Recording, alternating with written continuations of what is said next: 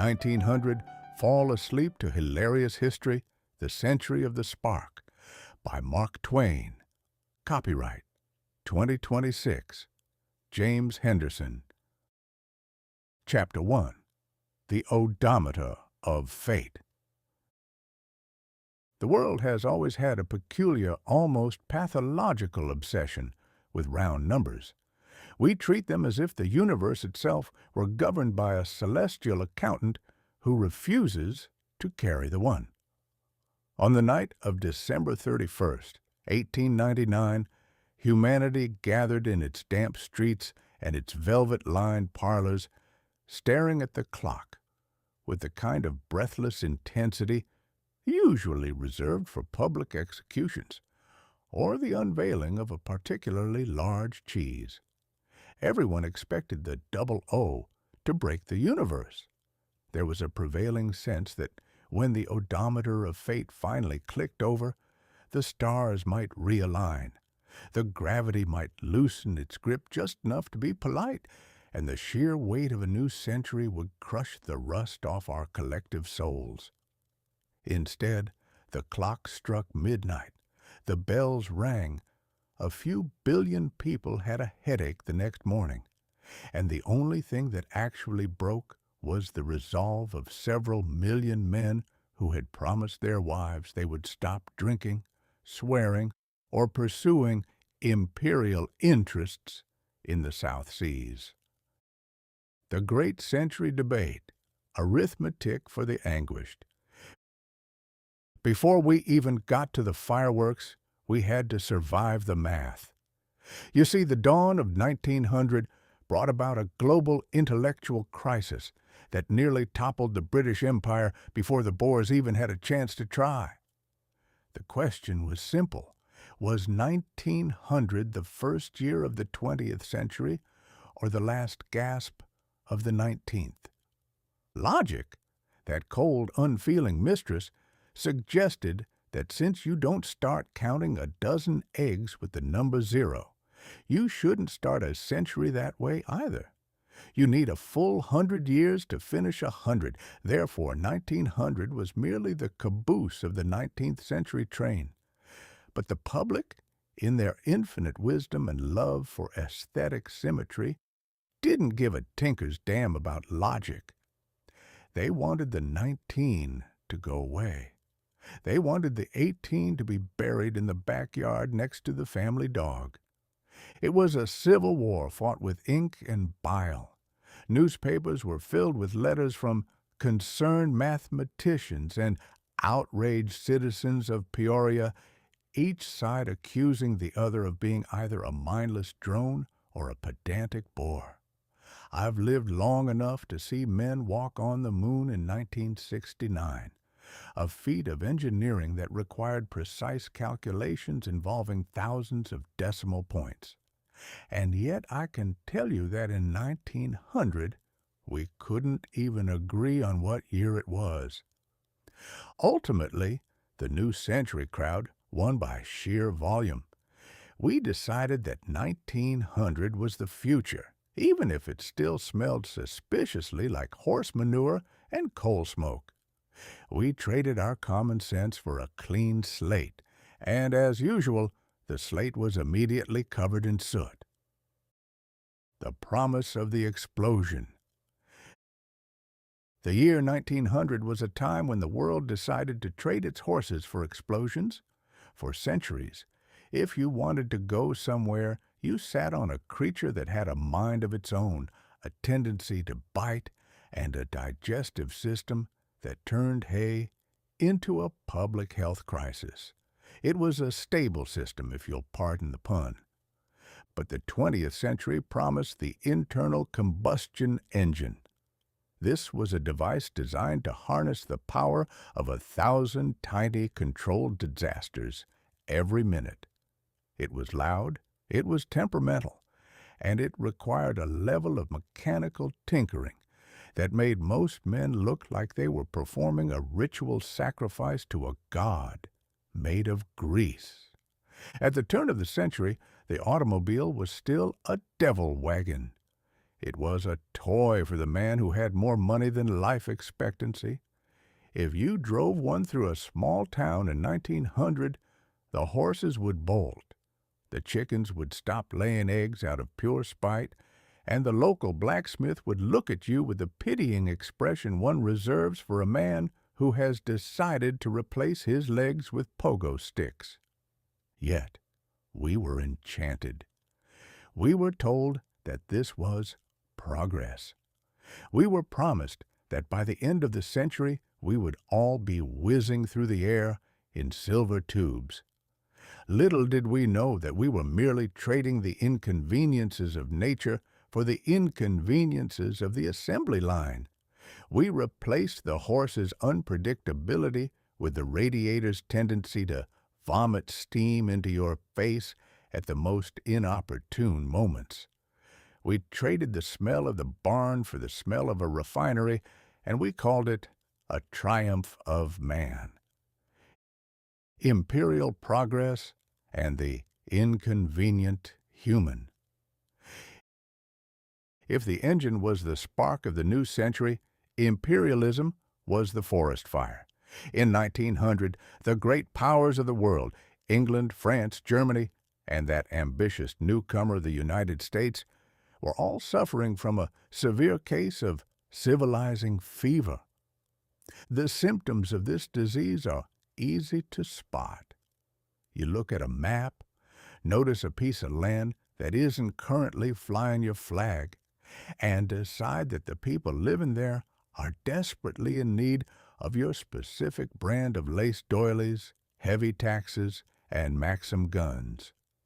We called it the white man's burden, which is a very poetic way of saying, I'd like your gold mines, but I'm going to make it sound like I'm doing you a favor by taking them.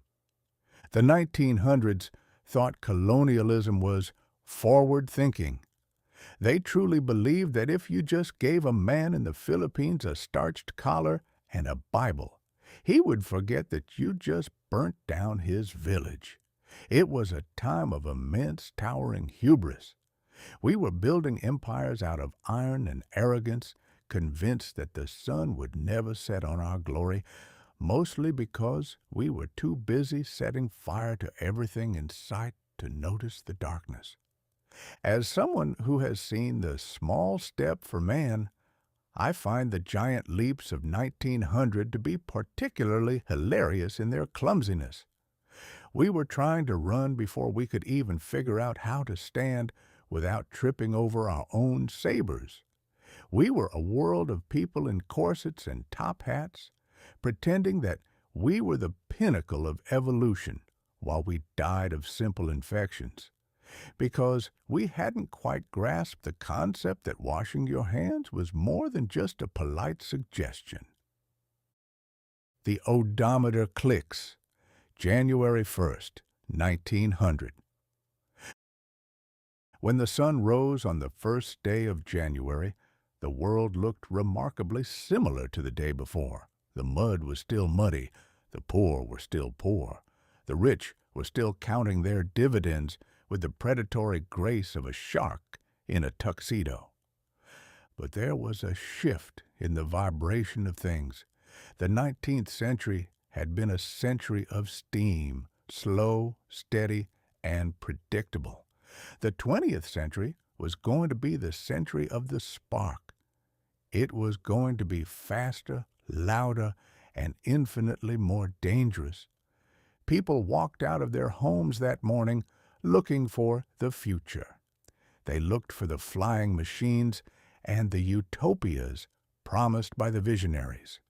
What they found instead was a world that was just beginning to realize it had left the safety of the shore and was now drifting into a sea of its own making.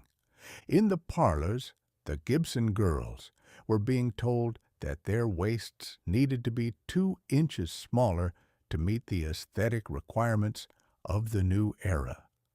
In the factories, the workers were being told that the machines were now their masters, and the machines were notoriously poor conversationalists. In the halls of power, Men with waxed mustaches were moving tiny wooden blocks across maps of Africa and Asia, playing a game of chess where the pawns had families and the kings had no souls. The 1900s were here. It was a dawn that promised everything: electricity in every home, peace through superior firepower, and a cure for every ailment from gout to melancholy. It would deliver on many of those promises, but always in the most inconvenient ways possible. It gave us the airplane so we could travel the world, and then it used the airplane to drop things on us. It gave us the radio so we could hear the music of the spheres, and then it used the radio to sell us soap and propaganda. As the odometer turned, we cheered. We threw confetti. We drank champagne until our eyes crossed. We welcomed the new century like a wealthy uncle coming to stay for the holidays. We didn't realize that the uncle was a pyromaniac who had forgotten his medication and was currently eyeing the curtains with a very disturbing twinkle in his eye. The century of the spark had begun, and God help us, we had forgotten to bring a fire extinguisher. Chapter 2. The Paris Exposition. The Moving Sidewalk. If the turn of the century was the world's grand opening, then the Exposition Universelle of 1900 in Paris was the celebratory gala where the guest of honor, humanity, showed up drunk on its own importance and proceeded to trip over the carpet. Paris has always been a city that believes the rest of the world is merely a poorly lit waiting room for France. To celebrate 1900, they decided to throw a party so vast, so glittering, and so unthinkably expensive that it would make the previous world's fairs look like a church bake sale in a rainstorm. 50 million people descended upon the city.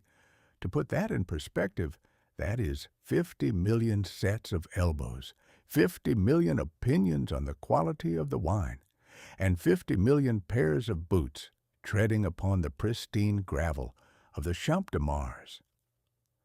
I have traveled through time in a manner of speaking. I have seen the flickering glow of the first silent films and the high-definition hubris of the 21st century. And I can tell you that nothing quite matches the 1900 Exposition for sheer, unadulterated, what on earth were we thinking? The French called it the Belle Époque. The rest of us called it trying to see everything before our feet gave out. And it was in response to this collective aching of the arches that the French unveiled the crowning achievement of the new age, the moving sidewalk. The Rue de l'Avenir, the street of the future, and the death of calisthenics. The Rue de l'Avenir was a 3.5-mile wooden loop that circled the Exposition grounds. It was a 3-tiered mechanical wonder. One platform stayed still for the cowards. The middle one moved at a brisk walking pace of 4 kilometers per hour, and the outside track zoomed along at a breathtaking 9 kilometers per hour. Now, 9 kilometers per hour is roughly the speed of a determined cow heading toward a bucket of oats. But in 1900, it was considered a velocity that might peel the skin off a man's face if he didn't keep his jaw shut. The purpose of the moving sidewalk was simple. It was designed so that the modern man could traverse the wonders of the world without the indignity of actually having to move his legs.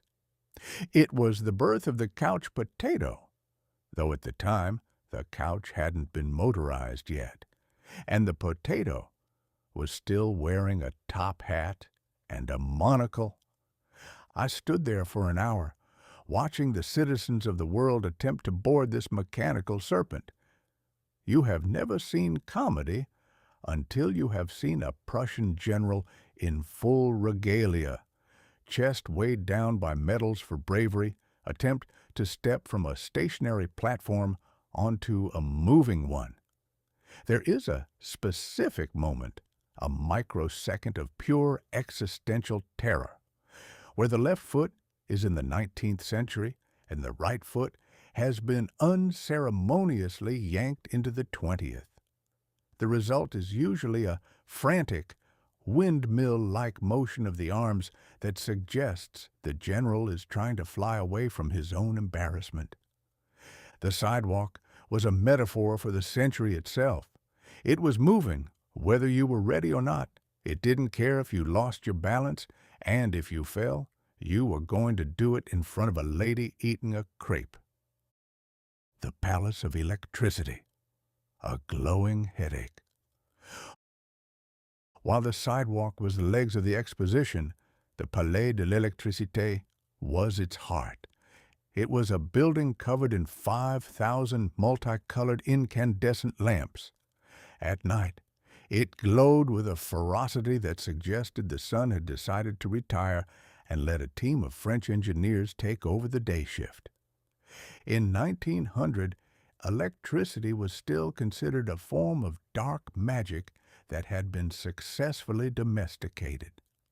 People approached the palace with the same cautious reverence one might show a sleeping bear. They were told that this invisible fluid would soon cook their meals, wash their clothes, and probably solve the Irish question. I wandered through the hall of dynamos, humming massive iron beasts that smelled of ozone and progress. It was here that I realized the 20th century was going to be loud. The 19th century had been a time of clanking and hissing. The 20th was going to be a time of constant low-frequency buzzing that would eventually drive everyone into a state of mild, permanent anxiety. We were replacing the quiet dignity of a candle with the insistent flickering glare of a bulb that insisted on reminding you exactly how much dust was on your furniture. It was magnificent. It was revolutionary. It gave everyone a massive headache within 20 minutes. The great giant Ferris wheel. Not to be outdone by the Americans and their Chicago wheel of 1893, the French built the Grande Roue de Paris. It stood 300 feet tall and featured cars the size of small apartments. I took a ride on this monster. As the wheel groaned its way toward the heavens, I looked out over the sprawling patchwork of pavilions. You could see the entire world, or at least the version of the world the French felt like acknowledging. There was the Palace of Optics, which featured a telescope so large it supposedly could see the canals on Mars. It mostly just saw the dust on the lens. And the Pavilion of the Colonies, where the empires of Europe showed off the cultures they were currently dismantling. From 300 feet up, the moving sidewalk looked like a very slow, very expensive conveyor belt for human luggage. It struck me then that we were inventing marvelous ways to see things without experiencing them. We were building machines to do our walking, machines to do our thinking, and machines to ensure we never had to be alone with our own thoughts for more than 5 minutes. In 1969, we went to the moon to see if there was anything there. In 1900, we built a giant wheel just to see if we could get high enough to look down on our neighbors' pavilions. It is the same impulse, really, the desire to be taller than the next fellow, preferably without having to climb any stairs. The legacy of the lazy. By the time the Exposition closed its gates, the moving sidewalk had carried millions of people. It had also claimed several thousand hats, a few dozen walking sticks, and the dignity of every person who tried to hop off at the wrong angle. The French eventually tore it down, of course.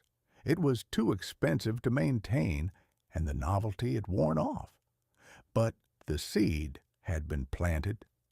The Rue de l'Avenir had proven that if you give a human being the choice between walking and being carried, they will choose being carried every single time, even if being carried involves a high risk of being launched face first into a flower bed.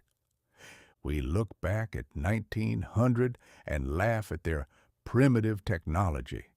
We sit in our air-conditioned cars, staring at our glowing rectangles, and wonder why the Victorians were so obsessed with moving sidewalks. We fail to realize that we are living on that sidewalk. We have spent the last 126 years perfecting the art of staying perfectly still while the world moves beneath us at 9 kilometers per hour. The Paris Exposition was a triumph of the new. But as I stepped off that platform for the last time, picking a splinter out of my palm and adjusting my coat, I couldn't help but feel that we were embarking on a very strange journey. We had built a street that moved, but we hadn't quite figured out where it was going. As it turns out, it was going straight toward a century of convenience so absolute that eventually a man wouldn't even have to leave his house to argue with a stranger 5,000 miles away. The 1900s thought the moving sidewalk was the future. They were right. Not because of the machinery, but because of the laziness it so beautifully facilitated. The couch was waiting. All it needed was a spark. Chapter 3. The Diesel versus the Spark. In the year 1900, the atmosphere of our planet was undergoing a profound identity crisis. For the previous several thousand years, the primary scent of civilization had been a robust, earthy bouquet of horse manure and damp wool. It was a predictable, if somewhat pungent, olfactory experience. But as the new century dawned, the air began to change. Suddenly, the world was forced to choose between 3 distinct futures, each represented by a different smell. The crisp ozone of a lightning strike, the comforting aroma of a seaside fry cook, or the apocalyptic stench of a chimney fire. We were standing in the middle of the great engine war.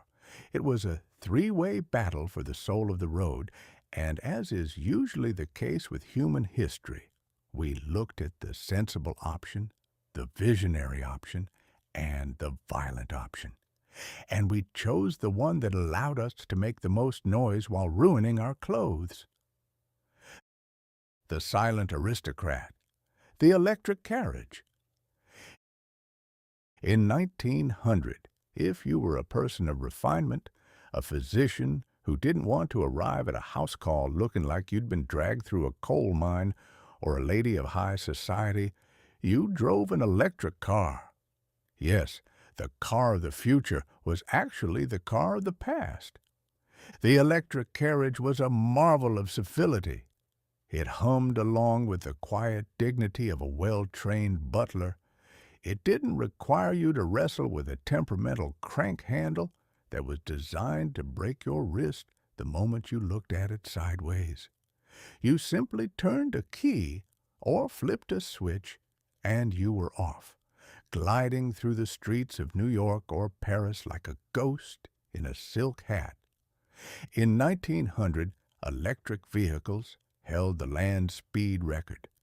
They were the most popular cars in the cities. They were clean, they were reliable, and they possessed one fatal flaw that ensured their eventual extinction. They were too polite. Humanity, you see, has a deep-seated psychological need to feel that we are commanding a small captured hurricane. We don't want a vehicle that whispers. We want a vehicle that screams. We want to feel the vibration in our teeth. The electric car's silence was its undoing.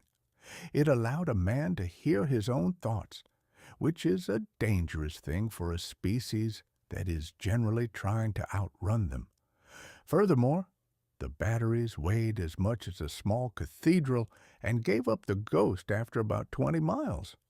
We wanted to go further, faster, and we wanted to leave a trail of smoke behind us so that everyone would know exactly where we had been. The vegetarian engine, Rudolf Diesel's peanut dream. While the electric cars were humming in the parlors, a man named Rudolf Diesel was at the Paris Exposition, showing off something truly bizarre. It was an engine that didn't use spark plugs. It used compression, the sheer force of squeezing air until it got so hot it ignited whatever you threw into it. And what did Rudolf Diesel throw into it? Peanut oil. I want you to pause and consider the paradise we almost inhabited. Had we followed Diesel's original vision, the 20th century would have smelled like a permanent global circus. The rush hour in London would have carried the delightful scent of roasted legumes. We wouldn't have fought wars over distant oil fields. We would have fought over the rights to particularly fertile peanut patches in Georgia. The diesel engine was a mechanical vegetarian. It was efficient, it was powerful, and it was designed to help the small farmer thrive by letting him grow his own fuel in the back 40. It was a vision of a decentralized, sustainable world, a world where the machine served the earth rather than devouring it. Naturally, this was far too sensible for the year 1900. Rudolf Diesel was a visionary, but he was also a man who failed to account for the fact that the world's power brokers didn't want fuel that grew on trees. They wanted fuel that had to be dragged out of the ground, refined in massive, hellish towers, and sold at a premium. Diesel's engine was eventually co-opted, fed a diet of thick black sludge, and turned into the rumbling, soot-belching heart of the world's navies and railroads. The peanut dream died, and Diesel himself eventually vanished off a steamship in the English Channel under circumstances that were either tragic or highly suspicious, depending on how much you trust the burgeoning oil industry. I suspect he just couldn't handle the fact that his legacy was going to be used to move tanks rather than tractors. The victorious villain, the internal combustion engine. This brings us to the winner of the Great Engine War, the gasoline-powered internal combustion engine. To understand why we chose this, you have to understand the temperament of the man of 1900. He was a man who felt that nature was something to be conquered, preferably with a loud bang. The gasoline engine offered exactly that. It was essentially a series of small, rapid-fire explosions contained within a metal box. It was a portable riot. The early gasoline carriages, like those produced by Daimler or Benz, were not vehicles in the sense that we think of them today. They were experiments in survival. To start one, you had to perform a ritual that involved priming the carburetor, adjusting the spark timing, and then grabbing a heavy iron crank and spinning it with the desperate energy of a man trying to outrun a bear. If the engine kicked back, the crank would fly in the opposite direction and snap your radius like a dry twig. It was dangerous. It was filthy. It leaked oil like a wounded squid. It made a noise that could be heard 3 counties away, and the public loved it. We loved it because it felt like power. The electric car felt like a toy. The diesel engine felt like a utility. But the gasoline engine felt like a weapon. We traded the horse, a creature that required food, water, and sleep, for a machine that required gasoline, a steady supply of spare parts, and a temperament like a caffeinated mule. By choosing the spark, we committed ourselves to a century of geology. We decided that the most important thing a human could do was find the black gold and burn as much of it as possible. We paved over our meadows to make room for our explosions. We built cities around the needs of the engine rather than the needs of the person. The 1969 retrospective, Why We Like the Bang. Looking back from the vantage point of 1969, a year when we sat atop a 300-foot-tall gasoline fire to reach the moon, I can see the logic of our 1900 ancestors. We are a species of pyromaniacs. We are never happier than when we are making something go boom to see how far it will throw us. In 1900, the electric car was seen as feminine and urban, while the gasoline car was masculine and adventurous. If you wanted to cross a continent, you needed the explosion. You couldn't find a charging station in the middle of the Nebraska plains, but you could usually find a general store that sold a gallon of benzene or cleaning fluid. The infrastructure followed the attitude. We built a world of gas stations and refineries, and in doing so, we sealed our fate. We chose the engine that smelled like a chimney and sounded like a gunshot because it matched our ego. We wanted to dominate the horizon, and you can't dominate a horizon if you're moving quietly and smelling like a snack food. As the 1900s progressed, the electric car was relegated to the dustbin of quirky ideas right next to the steam-powered hat remover. The diesel engine became the invisible workhorse of the industrial machine, but the spark, the petrol-fed, fire-breathing, air-poisoning internal combustion engine, became our god. I often wonder what would have happened if we'd stuck with the peanuts. We might have been slower, we might have been quieter, but we certainly would have been better fed, and the sky wouldn't look quite so much like the inside of a coal scuttle. But alas, the die was cast in the year 1900. We looked at the lightning, we looked at the peanut, and then we looked at the jar of explosive liquid and said, yes, that's the one. Let's see how much of that we can set on fire before the neighbors complain. The battle of the engines was over before most people even knew there was a war. The winner was announced not with a trophy, but with a cloud of blue smoke and a sound that frightened every horse from Vladivostok to Valparaiso. The 20th century was officially in motion, and it was going to be a very, very noisy ride. Chapter 4. The Boxer Rebellion, a group project in grand larceny.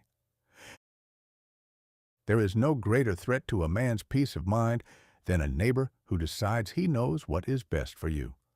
In the year 1900, the entire Western world, and a very ambitious Japan, decided that China was a neighbor in desperate need of a lifestyle makeover. China, for its part, was an ancient sprawling house with a leaky roof and a magnificent collection of porcelain, and it was currently being occupied by a family that had been there for thousands of years and was quite fond of the decor. But the great powers looked at China and saw something else, a giant, uncarved turkey. And as any holiday dinner proves, nothing brings a bickering family together quite like the opportunity to fight over who gets the drumstick. The trouble began with a group of young men known as the Yehequan, or the Society of Righteous and Harmonious Fists. The Western press, being notoriously lazy with translations and having a penchant for sports metaphors, simply called them the Boxers. It was a catchy name, though it suggested a level of Queensberry rules that was tragically absent from the ensuing festivities. The Art of Not Being Shot. The Boxers were, in essence, a massive group of disillusioned young men who had come to the conclusion that their country's problems, drought, famine, and an influx of foreigners selling Bibles and opium, could be solved through the vigorous application of calisthenics and mysticism. They practiced a form of shadow boxing that they believed, with enough spiritual fervor, would render them immune to bullets. Now, as someone who has seen the 20th century unfold, I can tell you that not being shot is a goal many have pursued, but wishing really hard has a statistically insignificant success rate when compared to, say, hiding behind a very thick wall. The Boxers believed that the foreign devils were poisoning the wells and angering the spirits. Their solution was straightforward. They began tearing up telegraph wires, which they saw as copper vines of the devil, and burning down railway stations. They were trying to disconnect China from the 20th century before the 20th century could finish its introductory remarks. The Dowager Empress Cixi, a woman whose political instincts were as sharp as a razor and twice as dangerous, watched this from the Forbidden City. She wasn't entirely sure about the bulletproof gymnastics, but she liked the Boxers' enthusiasm for getting rid of the people who kept telling her how to run her empire. She gave them a quiet nod, which is the imperial equivalent of telling a pack of wolves that the sheep are particularly tasty this time of year. The Siege of the Legations, a very tense dinner party. By June 1900, the Boxers had reached Beijing. They laid siege to the legation quarter where the foreign diplomats lived in a state of perpetually offended dignity. For 55 days, several hundred diplomats, their families, and a handful of soldiers were trapped in a small patch of the city, surrounded by a mob of thousands. It was the ultimate test of Victorian etiquette. They were under constant fire, the food was running out, and the heat was unbearable, yet they managed to maintain a level of bureaucracy that was truly inspiring. They held committee meetings to discuss the distribution of horse meat. They argued over who had the right to command the barricades. They were, in short, behaving like Europeans even while the world was ending. It was during this siege that the civilized world realized they had a problem. Their representatives were being held hostage by men who thought they were magical. The response was not a polite letter. It was the creation of the Eight-Nation Alliance. The Eight-Nation Alliance, strength in numbers and greed. If you ever want to see how quickly mortal enemies can become best friends, simply give them a common target to rob. The Eight-Nation Alliance consisted of Britain, Russia, Japan, France, the United States, Germany, Italy, and Austria-Hungary. This was a remarkable lineup. Usually these nations couldn't agree on the time of day without starting a naval blockade. Britain and France were rivals.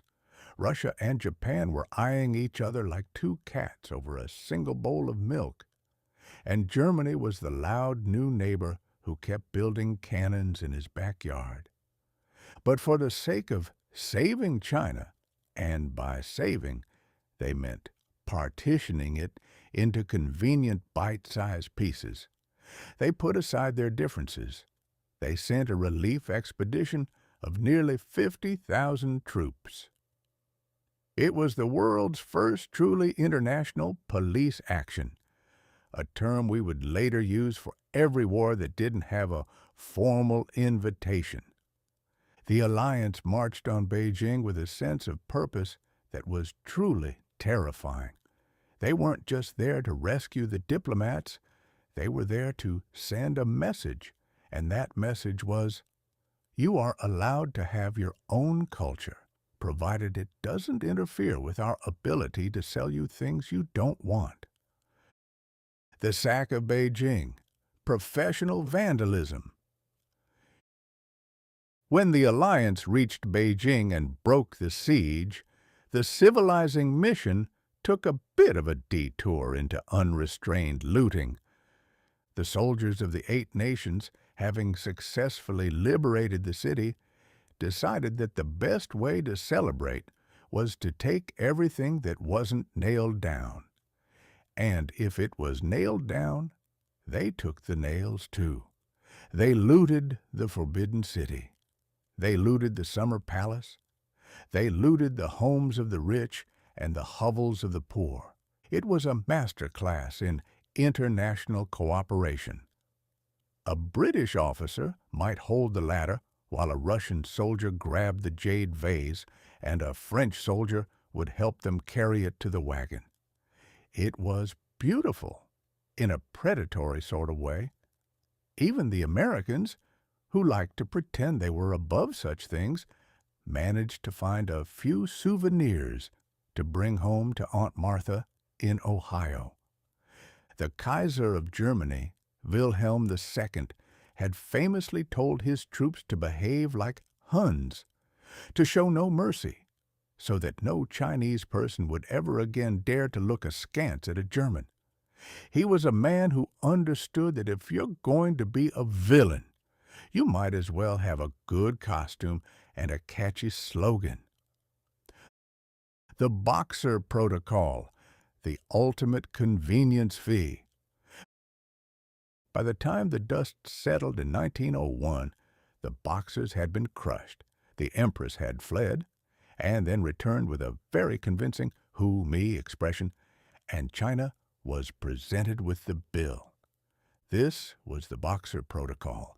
The 8-nation alliance informed China that they were deeply sorry for having to invade, loot, and burn their capital, and as a gesture of goodwill, China would now pay them 450 million taels of silver. Think about the logic for a moment. If a group of people breaks into your house, steals your silver, burns your curtains, and kicks your dog, you generally don't expect them to hand you an invoice for the gasoline they used to get there. But that was the progress of 1900. We didn't just conquer you, we made you pay for the privilege of being conquered. It was the birth of the modern service economy, applied to high-stakes geopolitics. The 1969 perspective, the cycle of help. Looking back from 1969, I see the Boxer Rebellion not as an isolated incident, but as a dress rehearsal for the rest of the century. We learned that international cooperation is most effective when there's a treasure chest involved. We learned that civilization is a very flexible word that usually means our way of doing things, backed by a gun. The Boxers were foolish to think that gymnastics could stop a Maxim gun. But the West was equally foolish to think that you can beat a nation into loving you.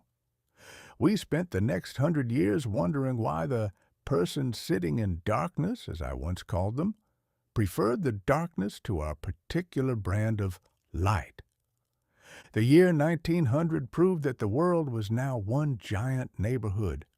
Unfortunately, it also proved that we were the kind of neighbors who would borrow your lawnmower, sell it for scrap, and then sue you for having long grass. The 20th century was off to a roaring start. We had helped China until it bled, and we were looking around the map for the next person who looked like they needed a hand, preferably one holding a wallet. Chapter 5. The Philippine-American War. Benevolence at Gunpoint. If the 19th century was about building fences, The 20th century began with the United States deciding it wanted to own the entire neighborhood, starting with a scenic, tropical fixer-upper called the Philippines. In 1898, we had a brief, spirited tiff with Spain, a conflict so short and lopsided that the American press referred to it as a splendid little war. It was the geopolitical equivalent of tripping a frail old man and taking his watch. Among the items found in Spain's pockets were Puerto Rico, Guam, and the Philippine Islands. We bought the Philippines for $20 million, which at the time seemed like a bargain. For the price of a few mid-sized railroads, we had purchased 7,000 islands and several million people who, quite inconveniently, had not been consulted on the transaction. By 1900, the splendid little war had morphed into a lamentable big slog. We discovered that while you can buy a country for $20 million, the receipt doesn't actually entitle you to the affection of the inhabitants. It turns out that people generally dislike being sold like a used carriage, even if the new owner promises to paint it a more democratic shade of blue. The divine navigation of William McKinley. To understand how we ended up in this humid predicament, one must look at President William McKinley. McKinley was a man of deep faith and even deeper indecision.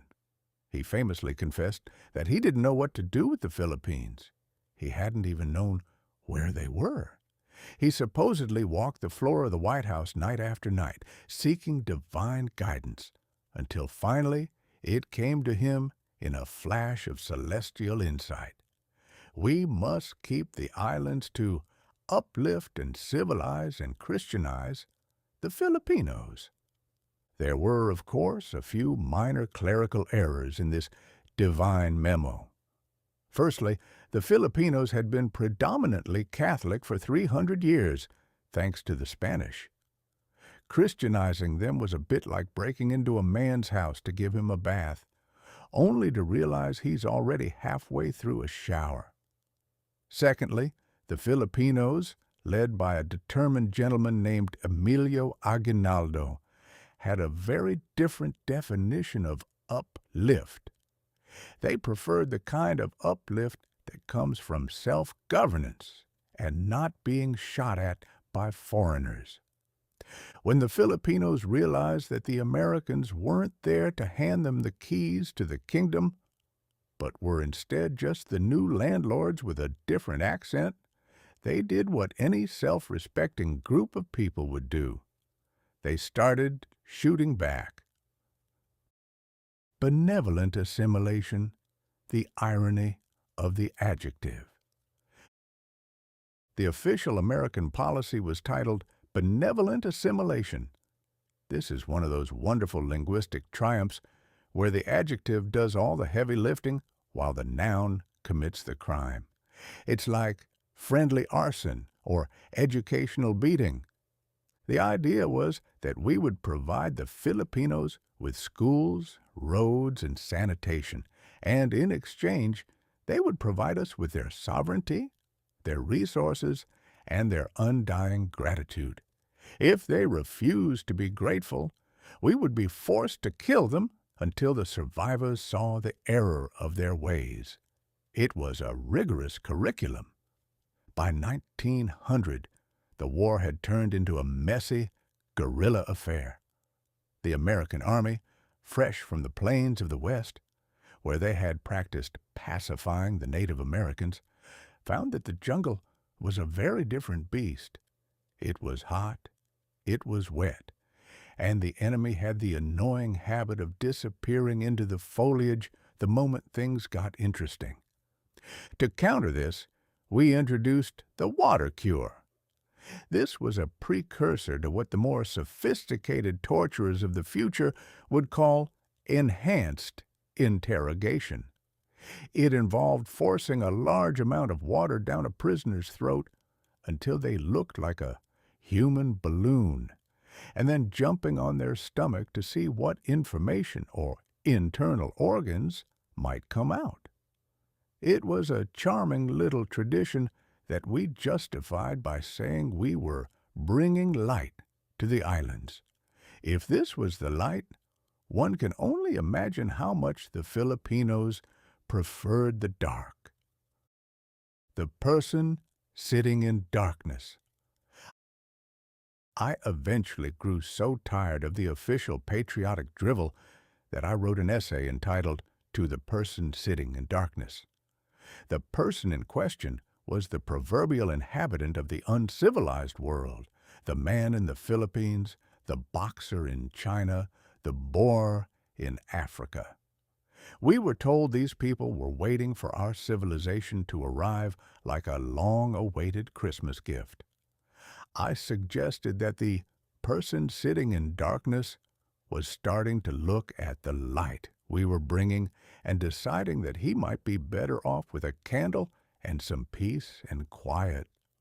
We were presenting them with the blessings of civilization, the glass bead, the Maxim gun, the hymn book, and the water cure. And then we were surprised when they didn't want to pay the cover charge. The tragedy of 1900 was the absolute, unshakable conviction that our way was the only way. We were so busy civilizing people that we forgot to ask if we were behaving like civilized people ourselves. We were a nation born of a revolution against a distant king, yet here we were, acting like a distant king to a people whose only crime was wanting exactly what we had fought for in 1776. The cost of the brochure. The American public was told that the war would be over in a few weeks. The brochures depicted happy Filipinos waving small American flags and learning their ABCs in a sun-drenched schoolhouse. The reality was a casualty list that grew longer every day and a bill that was rapidly exceeding that initial $20 million purchase price.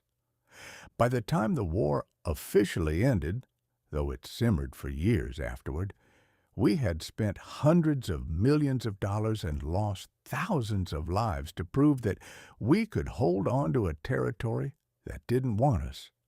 We had become an empire. We had joined the big boys club of Europe, where you measured your worth by how many people you could bully into speaking your language. Looking back from 1969, I find it darkly humorous. In '69, we went to the moon in peace for all mankind. We planted a flag on a barren rock where there was no one to complain. It was the perfect colony, no atmosphere to breathe, no jungles to hide in, and most importantly, no one sitting in the darkness to tell us to go home. In 1900, however, we were still trying to plant our flag in the middle of someone else's living room. We were convinced that imperialism was a step forward, a way to expand our manifest destiny across the Pacific. We didn't realize that destiny is often just a fancy word for, I want that, and I have a bigger gun than you. The Philippine-American War was the moment the United States lost its innocence. Though it would take us another 70 years and a place called Vietnam to realize we'd even misplaced it. We learned that winning hearts and minds is significantly more difficult than winning a naval battle, especially when you're trying to win the heart by aiming a bayonet at the mind. The sunset of the splendid little war. As 1900 drew to a close, the rebellion was still flickering, Aguinaldo was still in the mountains, and American soldiers were still writing letters home about the unappreciative locals. The person sitting in darkness had indeed turned the lights out. He had realized that when the great powers talk about progress, they are usually referring to the progress of their own dividends. We had traded our common sense for imperial progress. We had decided that the 20th century should be the American century, and we were willing to pave the road to glory with as many benevolent corpses as necessary. It was a brilliant start to the century. We had the moving sidewalk in Paris to keep us lazy, the internal combustion engine to keep us loud, and a colonial war to keep us arrogant. If there's a better recipe for 100 years of chaos, I haven't heard it. Chapter 6. The British and the Boers. Tea, biscuits, and ballistics. If the year 1900 were a theatrical production, the British Empire would be the aging lead actor who insists on wearing his costume from 30 years ago, despite the fact that he has put on considerable weight, and the audience has long since moved on to more modern dramas. The British Empire, at the turn of the century, was a magnificent, globe-spanning machine of bureaucracy and arrogance, fueled by the unshakable belief that God was an Englishman who spent his afternoons drinking Earl Grey and worrying about the cricket scores. But in the southern tip of Africa, a group of stubborn, bearded Dutch farmers, known as the Boers, had decided to provide the lead actor with a very rude awakening. They didn't care about cricket. They didn't care about the Queen's lace, and they had a very specific way of greeting visitors that involved a Mauser rifle and a total disregard for the rules of fair play. The allure of the shiny rock. To understand the Boer War, one must first understand that humanity is a species that will travel halfway across a burning desert if someone whispers that there is a particularly shiny rock buried in the sand. In the late 19th century, the Transvaal and the Orange Free State, the Boer republics, were found to be sitting atop the world's largest deposits of gold and diamonds. Now, the Boers were a simple folk. They wanted to live on their vast farms, pray to a very stern God, and be left alone to ignore the 19th century entirely. But as soon as the gold was discovered, the British Empire suddenly realized that these farmers were oppressing the foreign miners, mostly British, and were in desperate need of imperial guidance. It is a remarkable coincidence how often the British Empire discovered moral outrages in exactly the same locations where the geological surveys indicated high concentrations of bullion.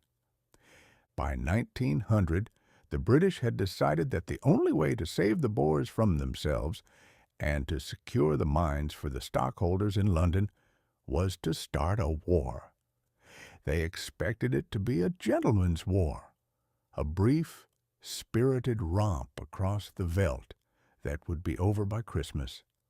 After all, what could a bunch of farmers with Bibles possibly do against the might of the Royal Army?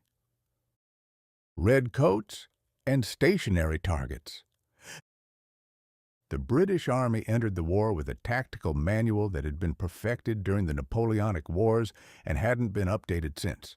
They arrived in South Africa wearing bright red tunics and white pith helmets, attire that is very impressive for a parade in Hyde Park, but serves as a "shoot me" sign when viewed against the brown and khaki backdrop of the African scrub. The Boers, meanwhile, were the inventors of the khaki lifestyle. They didn't march in straight lines. They didn't have a band playing the British Grenadiers to announce their arrival. They simply sat behind large rocks, smoked their pipes, and waited for the British officers, who were conveniently distinguished by their shiny swords and upright posture, to wander into range. The Boers were perhaps the finest marksmen in the world. A Boer boy was taught to shoot before he was taught to read, mostly because you can't eat a book, but you can certainly eat a springbok. When the British attempted their traditional bayonet charges, the Boers didn't wait for the honorable hand-to-hand combat. They stayed behind their rocks, fired their repeating rifles with terrifying accuracy, and then rode away on their sturdy little ponies before the British could even figure out where the bullets were coming from. This led to the Black Week in December 1899, where the British suffered 3 major defeats in a row. The Empire was humiliated. The lead actor had tripped over his sword and fallen into the orchestra pit. The professional versus the amateur. The British public was horrified. How could amateurs defeat professionals? It was a crisis of identity. The British soldier, the Tommy, was a man who lived by the drill. He moved when he was told, fired when he was told, and died when he was told. He was a cog in a machine. The Boer, on the other hand, was a commando. He was an individual. He didn't have a uniform. He had his work clothes. He didn't have a commander who told him which rock to hide behind. He used his own common sense. In 1900, the world was beginning to realize that 1,000 individuals with a purpose are significantly more dangerous than 10,000 cogs with a manual. As a man who has lived through the age of the special forces and the high-tech insurgencies of the later century, I find the 1900 British reaction quite quaint. They thought the Boers were cowardly for not standing out in the open to be shot. They accused them of ungentlemanly conduct. It was as if the British were trying to play a game of chess while the Boers were playing a game of don't get killed. Naturally, the people not getting killed were winning. The Dark Turn, Kitchener, and the camps. By 1900, the British realized that if they couldn't beat the Boers in a fair fight, they would have to change the definition of fair. They sent in Lord Kitchener, a man who had the mustache of a hero and the soul of a scorched earth accountant. Kitchener realized that the Boer commandos were only able to keep fighting because their families were providing them with food, horses, and information from their farms. His solution was as brutal as it was efficient. If you can't catch the bird, burn the nest. The British began the scorched earth policy. They burned the Boer farmhouses, salted the fields, and slaughtered the livestock. And because they didn't know what to do with the thousands of homeless women and children, they invented a new term for the 20th century's vocabulary: the concentration camp. Now, the British didn't set out to commit genocide. They were simply too incompetent to manage the logistics of their own cruelty. The camps were poorly supplied, riddled with disease, and managed with the kind of bureaucratic indifference that kills more people than any machine gun. Thousands of Boer women and children, and even more thousands of black Africans caught in the crossfire, died of measles, typhus, and starvation. It was a stain on the imperial progress of 1900.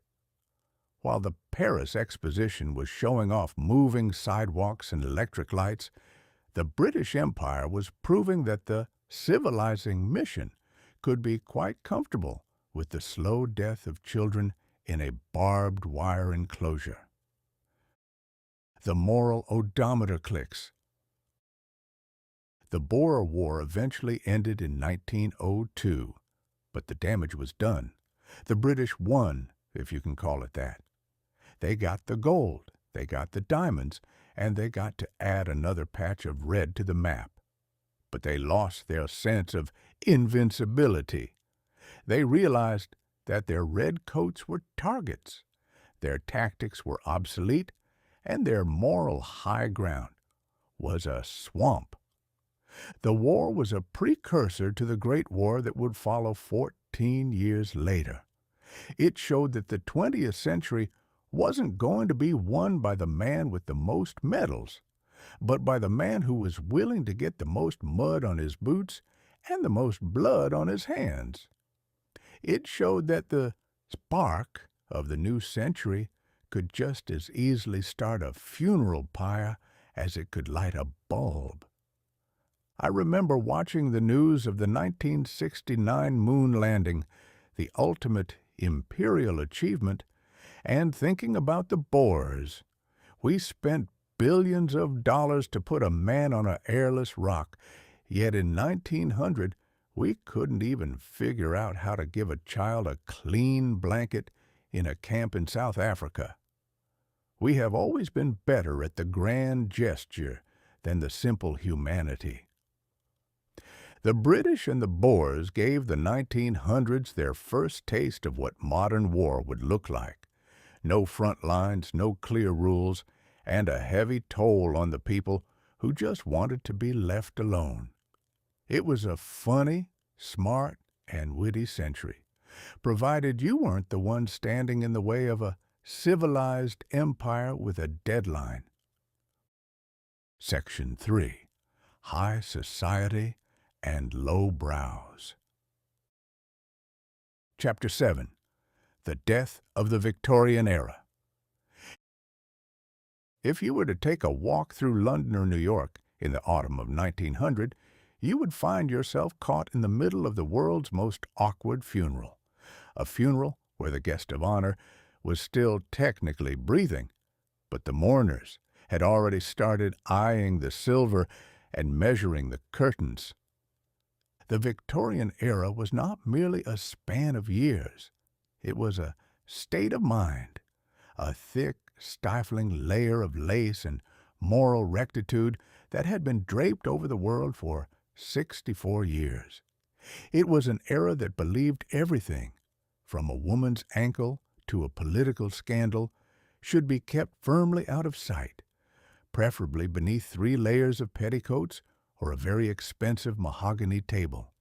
But by 1900, the lace was starting to fray, the mahogany was being replaced by steel, and the world was beginning to realize that you can only repress the human spirit and the human libido for so long before something goes pop.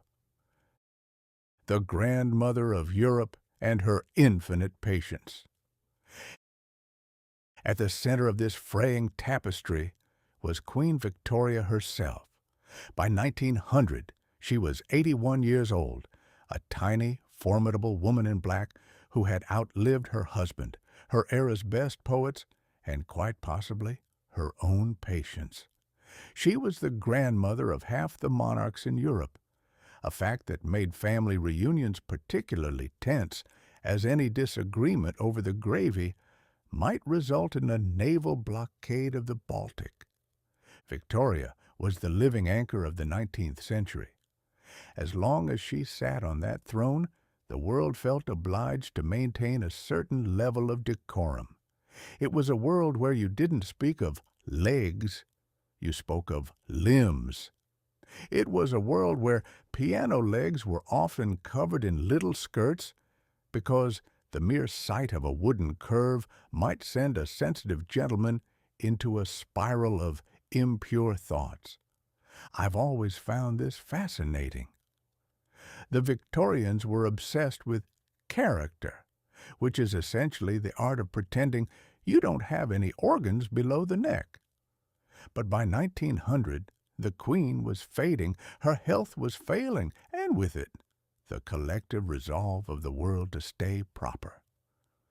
The 20th century was standing on the doorstep, smelling of gasoline and tobacco, and it was tired of waiting in the hall. The great uncovering, from parlors to pavements.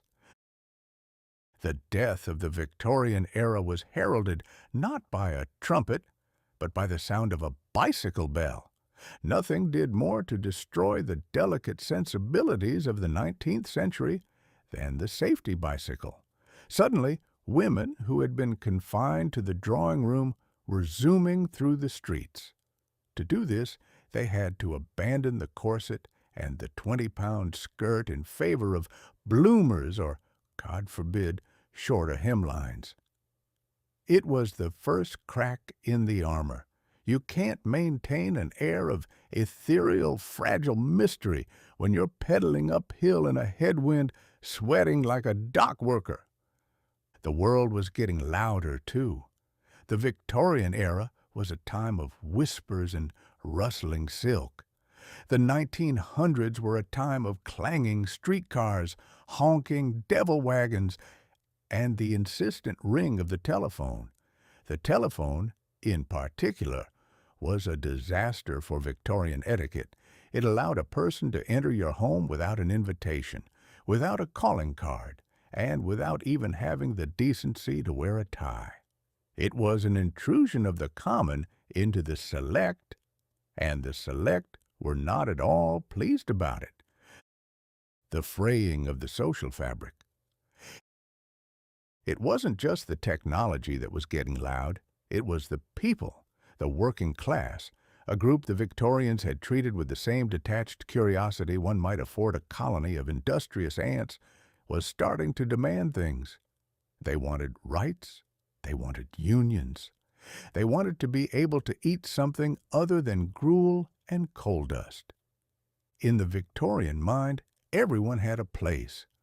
The rich were in the castle, the poor were at the gate, and God was in his heaven, presumably checking the guest list.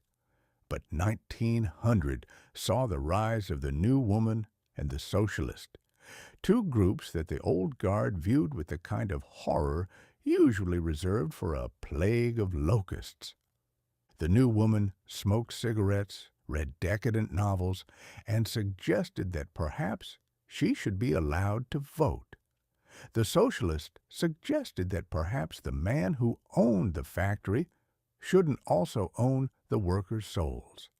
These were ideas that the 19th century simply wasn't equipped to handle. It was like trying to run a modern electrical current through a kerosene lamp. The results were bound to be explosive. Mourning, jewelry, and the macabre.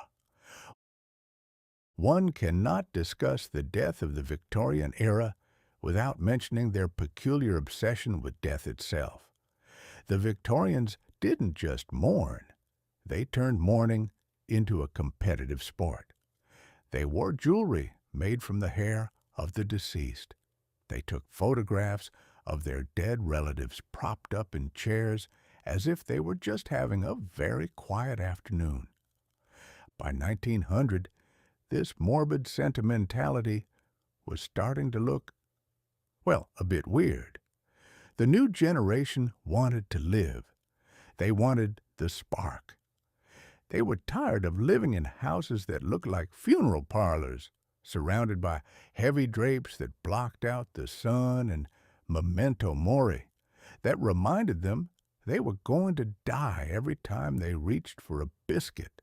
I remember thinking about this in 1969 as I watched the astronauts on the television. They were the ultimate anti-Victorians. They were covered in white, moving through a vacuum, stripped of all the clutter and lace and propriety of the past. They didn't have hair jewelry. They had life support systems. They didn't have character. They had trajectories.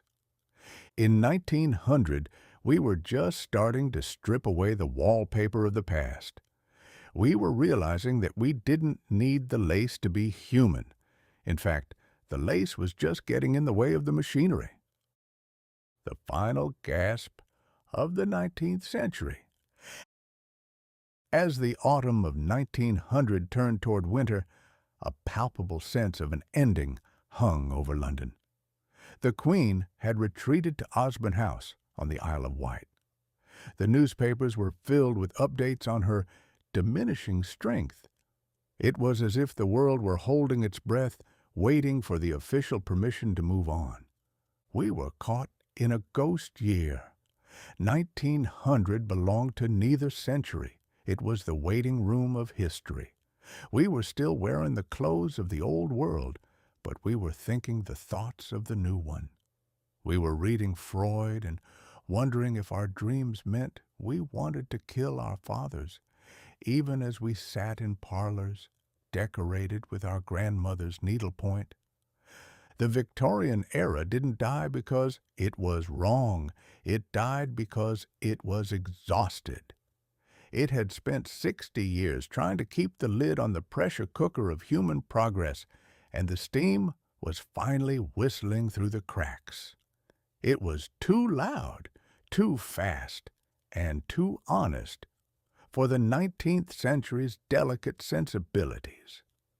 The century of the spark didn't care about decorum, it cared about speed, it didn't care about limbs, it cared about engines. It didn't care about hair jewelry, it cared about X-rays. And so we watched the Queen fade, and with her, the certainty that the world could be managed with a stern look and a well-placed doily. The 20th century was standing in the doorway, and it wasn't going to take its hat off. Chapter 8, The Gibson Girl and the Corset's Last Stand. In the history of human vanity, every generation eventually decides that the natural shape of the human body is a terrible mistake that must be corrected through the vigorous application of engineering, upholstery, and sheer stubborn denial. In 1900, we were in the middle of a particularly delusional phase.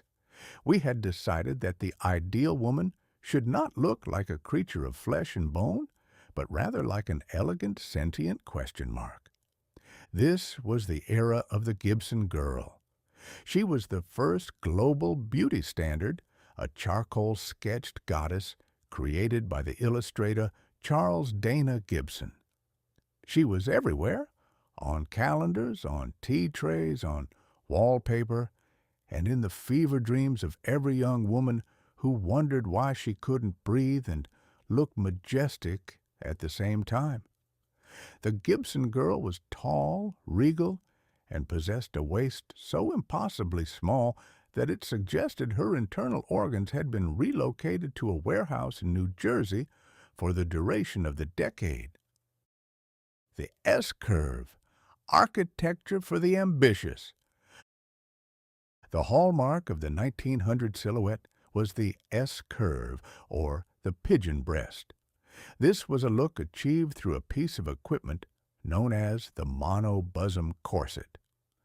Unlike the corsets of our grandmothers, which merely squeezed the midsection like a giant, unfriendly hug, the 1900 version was designed to thrust the chest forward and the hips backward.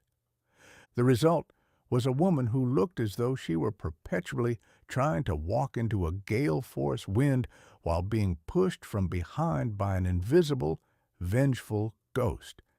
It was a masterpiece of architectural hubris. To look at a woman in 1900 was to wonder how she managed to stay upright without the aid of a kickstand. Gravity was constantly pulling her forward, while her bustle and her willpower were pulling her back. It was a stalemate of physics that lasted until approximately 1908. I have seen the moon landing in 1969, and I have seen the Apollo astronauts encased in suits designed to protect them from the vacuum of space. Those suits were bulky, stiff, and cost millions of dollars. Yet compared to the 1900 corset, a NASA spacesuit looks like a comfortable pair of flannel pajamas. The corset was a suit designed for the vacuum of high society, a place where the atmosphere was just as thin and the pressure to survive was just as intense. Whalebone and willpower. The 1900s were a bad time to be a whale. If you were a whale in the North Atlantic, you weren't just a majestic creature of the deep. You were a primary source of structural support for the American debutante. Whalebone, which was actually the baleen from the whale's mouth, was the only material flexible enough to endure the strain of being wrapped around a human torso and yanked into a 19-inch circle. There is a dark irony in the fact that we were using the remnants of the world's largest mammal to create the world's smallest wastes. It was a literal sacrifice of the ocean to the altar of the drawing room. And then there was the corset liver. This was a medical phenomenon where a woman's liver would actually develop deep grooves from the pressure of the corset ribs. Doctors of the time wrote frantic articles in medical journals warning that women were literally rearranging their geography for the sake of fashion. They warned of fainting spells, of crushed ribs, and of indigestion of the soul. But the women of 1900 didn't care. They were part of a movement. They were Gibson girls. They would rather faint in a garden than be seen with a waist that suggested they had recently eaten a hearty meal. The Gibson girl didn't eat. She took tea. She didn't walk. She glided. She was a statue made of lace and whalebone, and if she had to stop breathing to maintain the illusion, well, breathing was overrated anyway. The pompadour, a monument to hair. If the bottom half of the Gibson girl was a triumph of engineering, the top half was a miracle of suspension. This was the era of the pompadour. A proper 1900 hairstyle required a volume of hair that simply does not grow on a single human scalp. To achieve the desired effect, a massive, frothy cloud of hair that perched on the head like a startled poodle, women used rats. No, they weren't actual rodents, though in some of the cheaper boarding houses one couldn't be entirely sure. Rats were pads made of horsehair or, more commonly, the woman's own combings, the hair she collected from her brush over the course of several months. They would pile this hair stuffing onto their heads and then drape their actual hair over it, pinning the whole mess into place with a forest of steel hat pins. Some of these hat pins were 12 inches long and sharp enough to serve as a bayonet in a pinch. In fact, there were several recorded instances of women using their hat pins to fend off mashers on streetcars. It was the only weapon a lady was allowed to carry, and it was conveniently located right next to her brain. By the time a woman was fully dressed, she was carrying several pounds of extra weight on her head and was held in a state of permanent tension by her corset. She was a coiled spring of fashion. If you had unpinned a 1900 socialite too quickly, she probably would have exploded across the room like a pressurized canister. The paradox of the new woman. The funniest thing about the Gibson girl was that she was marketed as the active woman. Charles Dana Gibson drew her playing golf, swinging a tennis racket, and even driving a devil wagon. She was supposed to represent the freedom of the new century, a woman who could step out of the parlor and into the world. But the physical reality of her costume made activity a form of high-stakes gambling. Have you ever tried to play tennis while wearing a suit of armor that prevents you from bending at the waist? Have you ever tried to swing a golf club while balancing a 5-pound bird's nest of hair and a hat the size of a manhole cover on your head? It was a beautiful lie. The Gibson girl was a symbol of independence that was physically incapable of tying her own shoes. She was the new woman in an old cage. She was a bird that had been told it was free to fly, provided it didn't mind having its wings clipped and being weighed down by a lead vest. Yet, we were obsessed with her. She was the first influencer. If a Gibson girl drawing showed her wearing a high collar, every woman from Maine to Melbourne was suddenly choking herself with starch.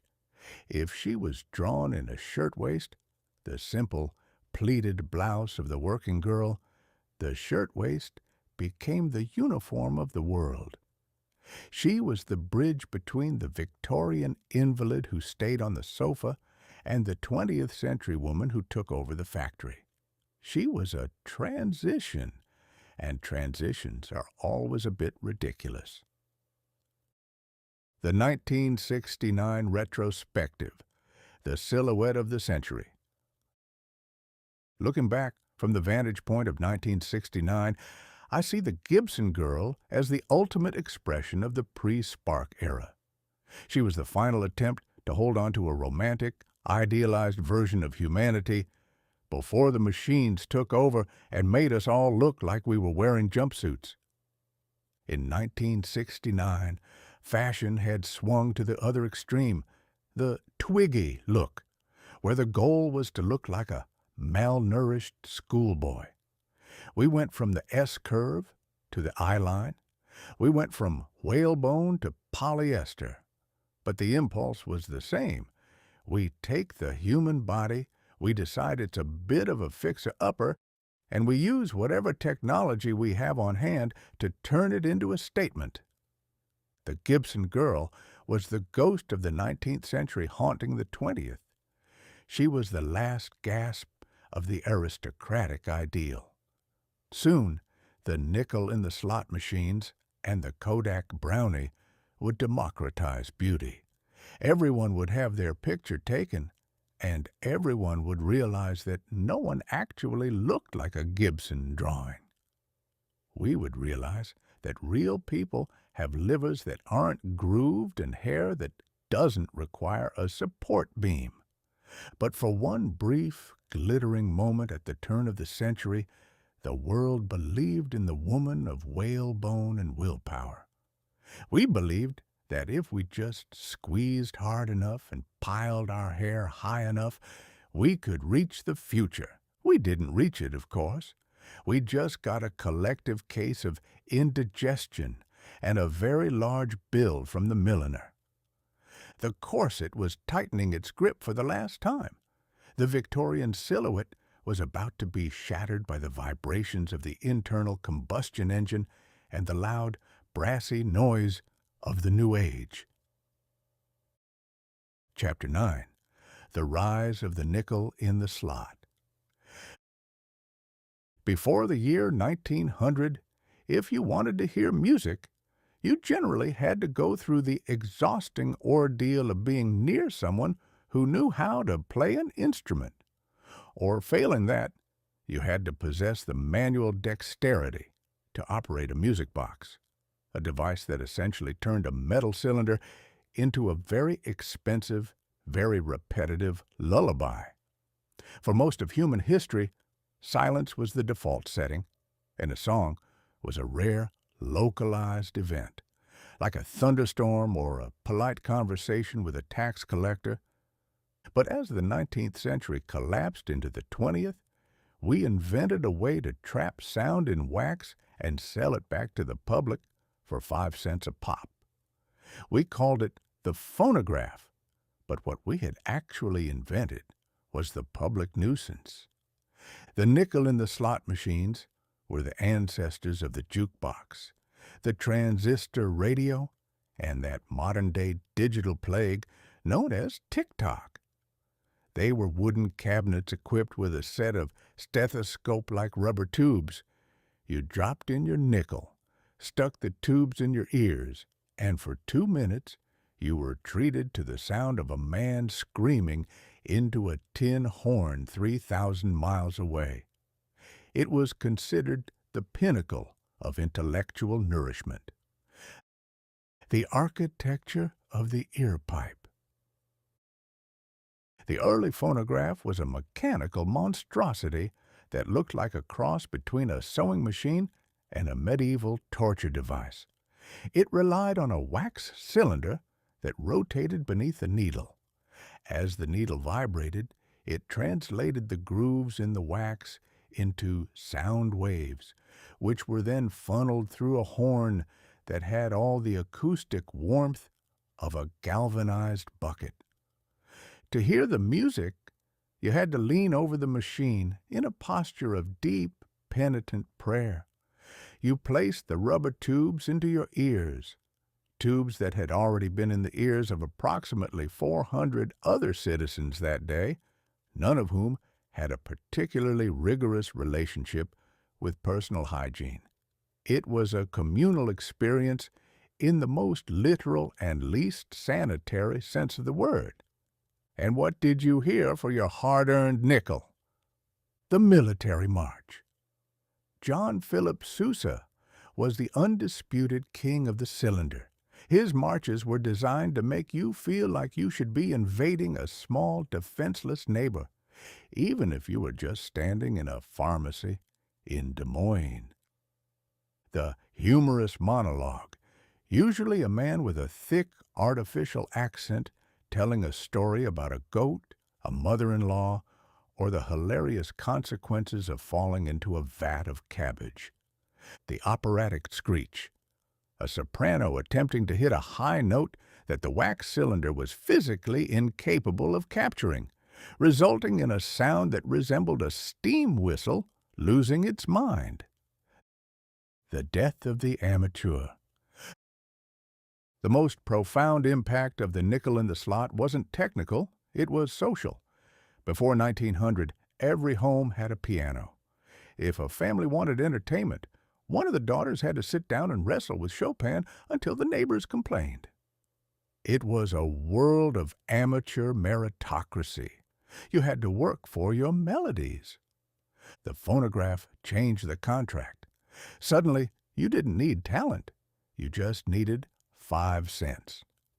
We began the transition from a society of producers of culture to a society of consumers of noise. We traded the imperfect, soulful clumsiness of our sister's piano playing for the perfect, tinny repetition of a machine.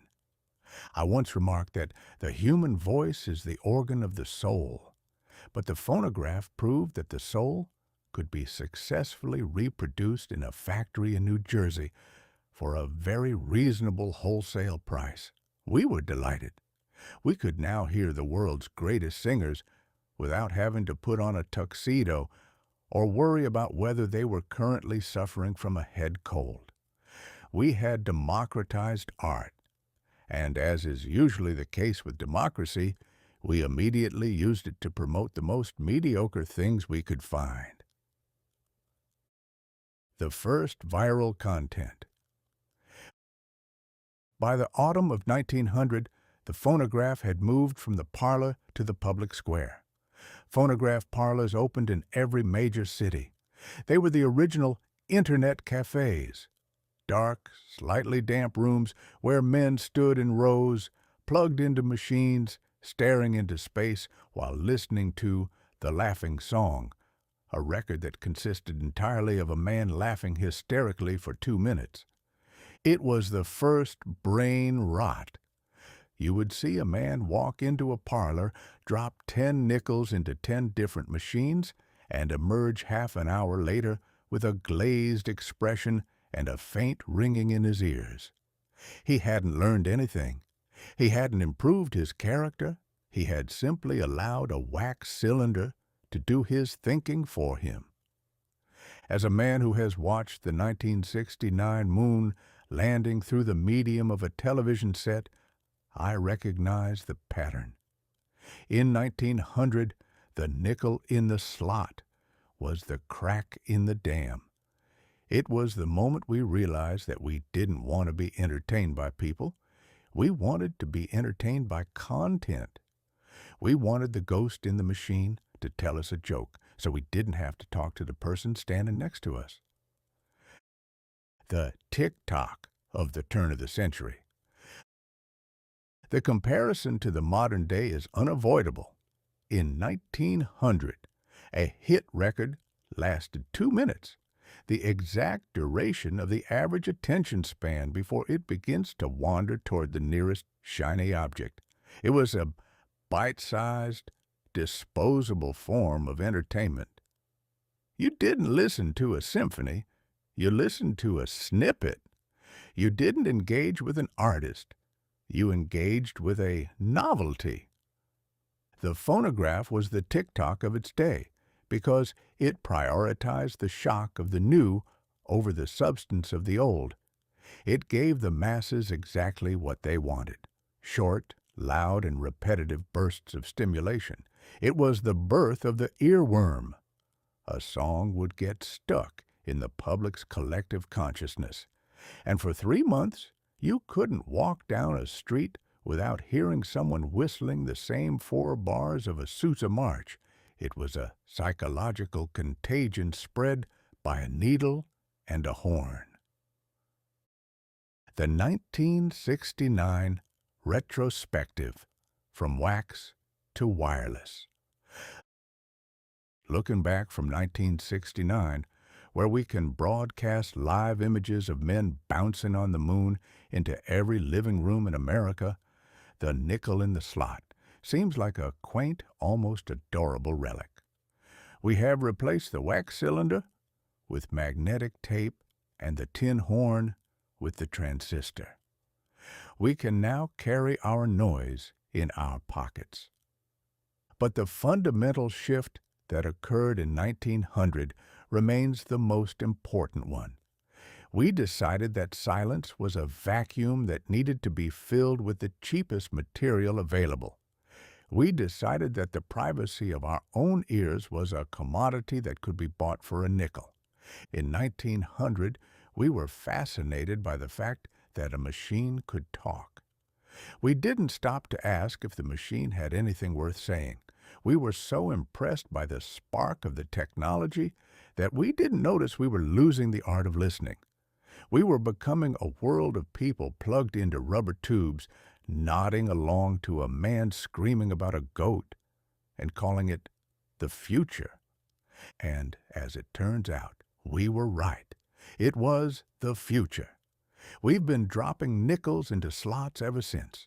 Only now the slots are digital and the nickels are our data, and the man screaming about the goat is an influencer with 10 million followers.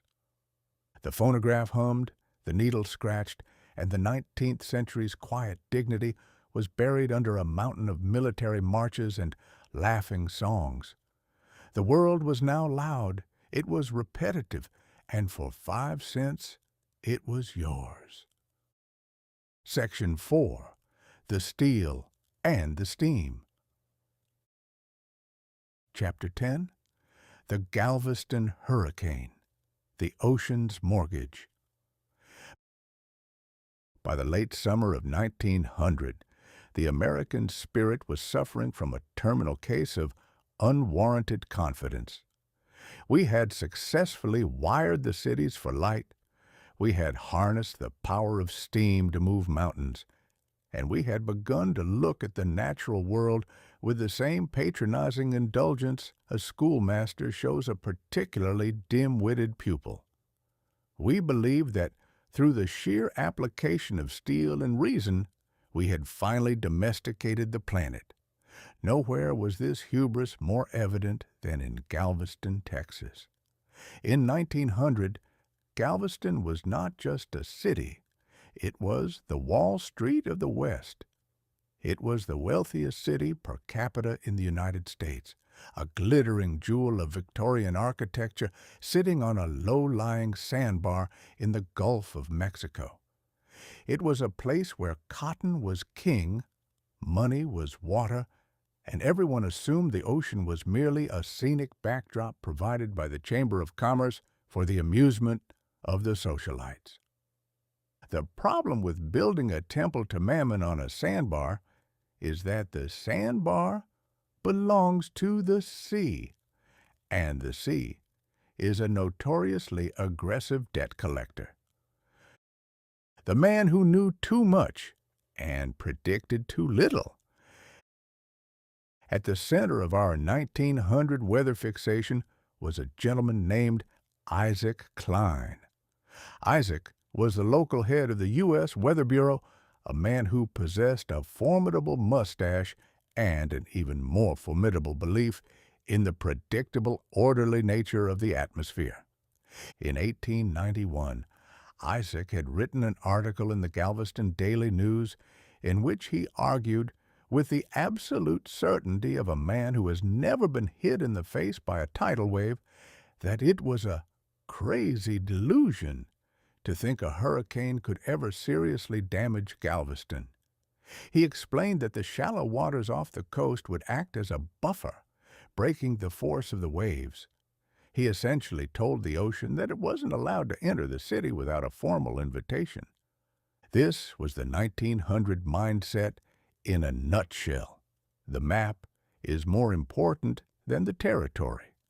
We had decided that because we had charts, barometers, and telegraph wires, the weather was now a subsidiary of the Department of Agriculture. We treated the hurricane like a distant relative who might send a telegram. Predictable, slightly annoying, but ultimately manageable. When the storm actually began to brew in early September, the Weather Bureau in Washington, operating with the kind of bureaucratic grace that usually results in a disaster, refused to use the word hurricane. They preferred disturbed weather. It's a bit like calling a stampede of elephants a brisk walking tour, but it made everyone feel much better until the elephants started stepping on the furniture. September 8th, the day the Gulf moved in. On the morning of September 8th, 1900, the citizens of Galveston woke up to find the tide was a bit high. In Galveston, a high tide was usually seen as a convenient way to wash the streets. People went to the beach to watch the grandeur of the waves. Children played in the flooded gutters. It was a carnival atmosphere. But as the afternoon wore on, the grandeur began to look suspiciously like an eviction notice. The barometer began to drop with a sickening, plummeting speed that suggested the atmosphere had simply given up. The wind reached speeds that the instruments of the time were not designed to measure. They simply blew away in a fit of pique. By nightfall, Galveston was no longer a city. It was a shipwreck. The great storm of 1900 was not a storm in the sense that we usually understand. It was a physical displacement of the Gulf of Mexico. The water didn't just rise. It reclaimed its territory. The storm surge was 15 feet high. Given that the highest point in Galveston was only 8 feet above sea level, the math was, to use a technical term, catastrophic. The hubris of the house. I have spent my life watching men build things and then act surprised when those things fall down. In 1900, the modern houses of Galveston were built of fine timber and decorated with elaborate gingerbread trim. They were designed to show off the owner's bank account, not to survive a collision with a 2-mile-wide wall of debris. As the houses on the beach were smashed by the surf, they didn't just disappear. They became a battering ram. A 3-story Victorian mansion, when picked up by a hurricane, becomes a very large, very heavy projectile. It hits the house behind it, which hits the house behind that, creating a moving wall of lumber, slate, and grand pianos that ground everything in its path into toothpicks. By midnight, the city was in total darkness, save for the flashes of lightning that revealed a landscape of liquid chaos. 6,000 to 12,000 people.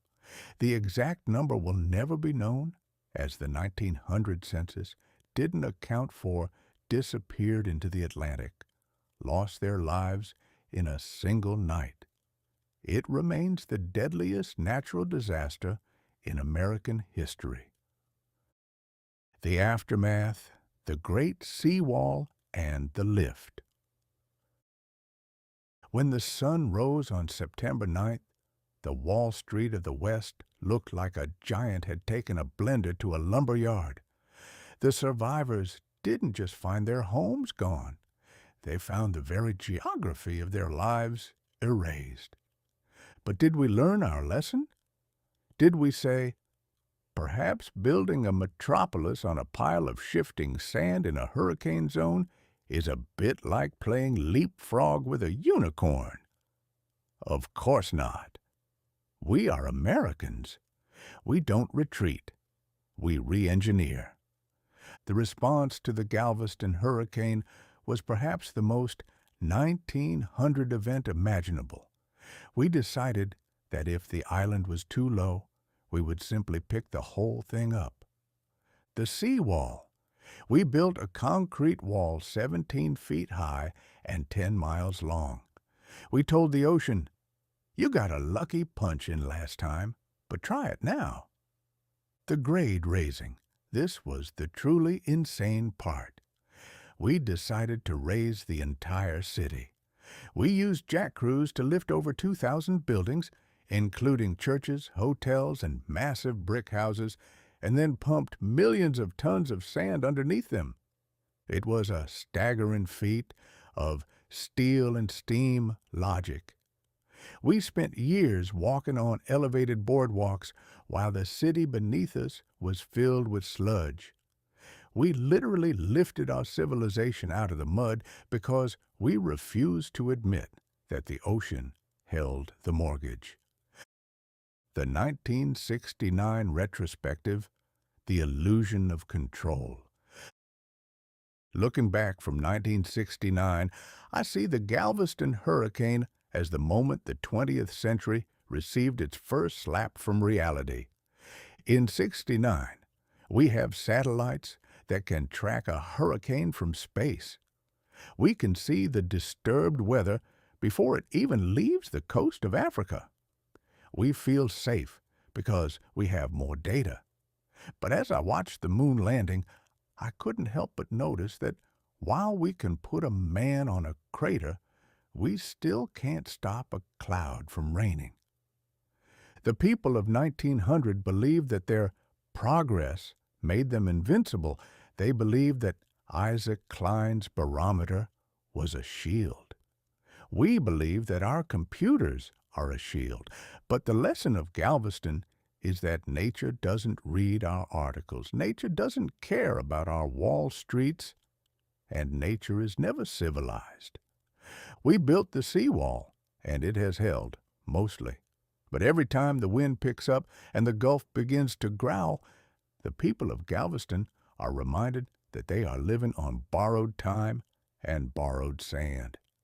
The ocean is a patient landlord. It doesn't mind waiting another 100 years to collect its interest. The verdict of 1900. The Galveston hurricane ended the gilded dream of the Texas coast. The money moved inland to Houston, a city that had the good sense to hide behind a few miles of solid earth. But the steel and steam era marched on. We took the tragedy, turned it into a triumph of engineering, and went right back to building things where they didn't belong. We traded our morning black for blueprints, convinced that the next time the sky fell, we would have a better umbrella. We are a species that would rather lift a city than admit a mistake. It's funny, it's smart, and it's wittily tragic. It's exactly how we started the century. The seawall was dry, the jack crews were turned, and the modern world went back to its business of pretending it was in charge. But for those who were there in September, the sound of the wind would always carry the faint, mocking laughter of the Gulf. Chapter 11. The First Zeppelin, the Giant Silver Cigar. If the history of the 19th century was written in coal dust and horsehair, the history of the 20th century was written in a very specific, very volatile mixture of ambition and hydrogen. For as long as man has had the ability to look up, he has had the burning desire to be somewhere other than the ground, preferably somewhere where he can look down on his neighbors without the aid of a ladder. In the year 1900, we finally decided that the birds had held a monopoly on the sky for far too long. We had already conquered the land with the devil wagon and the sea with the ironclad, so it was only natural that we turned our attention to the heavens. But because we were still living in an era of Victorian excess, we didn't want to fly like a bird, delicate, light, and sensible. We wanted to fly like a mansion. We wanted to take a luxury hotel, fill it with explosive gas, and point it at the clouds. Enter Count Ferdinand von Zeppelin, the Count and his flying sausage. Count Zeppelin was a man of impressive pedigree and even more impressive stubbornness. He was a retired German general who had spent his career watching the world from the back of a horse, and decided that the view would be much improved if he were suspended from a giant silver sausage. The Count's vision was the LZ-1, Luftschiff Zeppelin 1. It was 420 feet long, roughly the size of 2 city blocks, and was constructed of a rigid aluminum frame. This was a revolutionary idea. Before Zeppelin, airships were basically just giant, limp balloons that went wherever the wind felt like taking them. They were less like vehicles and more like highly uncooperative pieces of laundry. Zeppelin's rigid airship was meant to be different. It had a skeleton. It had engines. It had a steering wheel. It was a ship of the air, designed to navigate the atmosphere with the same precision a steamer navigated the Atlantic. There was, however, one minor technical detail that the Count had to contend with: hydrogen. The spicy air of the 20th century. In 1900, if you wanted to lift 420 feet of aluminum and several German aristocrats into the air, you had 2 choices: hot air or hydrogen. Hot air was safe, but it lacked oomph. Hydrogen, on the other hand, was the lightest element in the universe. It was also the most temperamental. Hydrogen is essentially spicy air. It is a gas that is looking for any excuse: a static spark, a stray cigar ash, a particularly heated argument, to turn back into its original form, a massive explosion. To fly a Zeppelin in 1900 was to sit atop a giant silver bomb and hope that the weather remained as polite as a Sunday morning in Berlin. The Count, being a man of the 19th century, viewed this risk with the same casual indifference that his contemporaries viewed lead paint and asbestos. He filled 17 internal gas cells with the stuff, fired up 2 internal combustion engines, which, as we've discussed, were basically portable riots, and prepared to make history. July 2nd, 1900, the 18-minute miracle. On a beautiful summer evening at Lake Constance, the world gathered to watch the Count's dream take flight.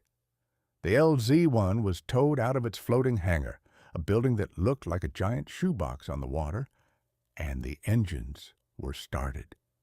Imagine the scene: a 400-foot silver cigar humming with the sound of 2 15-horsepower Daimler engines slowly rising from the lake. It was majestic. It was terrifying. It was the absolute pinnacle of 1900 technology. It was a sight that suggested man had finally mastered the invisible forces of the world. It stayed in the air for exactly 18 minutes. During those 18 minutes, the LZ-1 managed to travel about 3 miles It struggled against the wind, the steering gear jammed, and one of the engines decided it would rather be a stationary object. The Count eventually had to bring the giant beast back down to the water, where it suffered a rough landing, which is a polite way of saying it crumpled like a beer can in the hands of a giant. But to the people of 1900, the duration didn't matter. The fact that it flew at all was enough.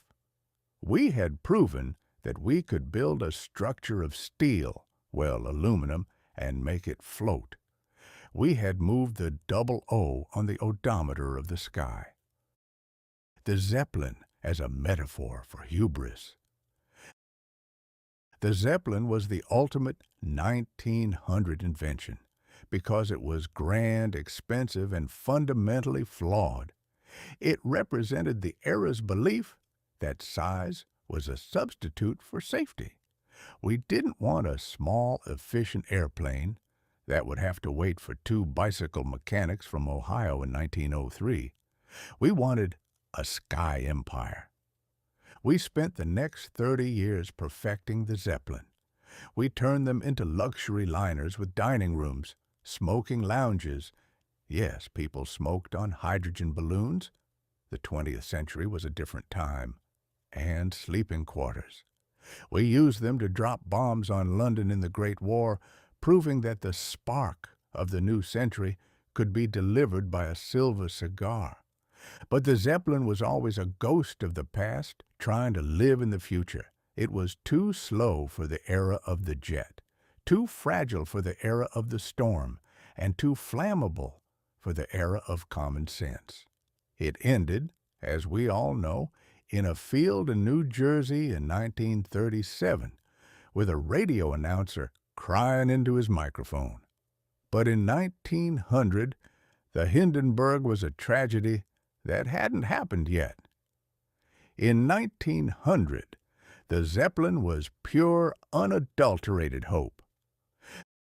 The 1969 retrospective, the rocket versus the balloon.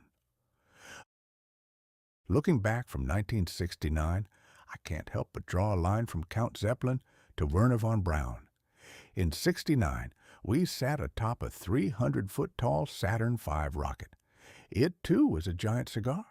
It, too, was filled with explosive gases. But the difference is that in '69, we used the explosion to push us away from the Earth, whereas in 1900, we were trying to use a balloon to pretend the Earth didn't exist. The Zeppelin was an attempt to bring the drawing room comforts of the 19th century into the sky. It was imperialism with a propeller. The rocket was something else entirely, a stripped-down, violent, and utterly modern rejection of the ground. In 1900, we thought the future belonged to the quiet, majestic float. We didn't realize it would actually belong to the noisy, violent thrust. We thought we would be sipping champagne in the clouds while drifting over the Atlantic. We didn't realize we would be strapped into vibrating tin cans, eating paste out of a tube, and praying that the physics held together. The verdict of the sky. Count Ferdinand von Zeppelin died a hero, though he spent most of his fortune on his silver cigars.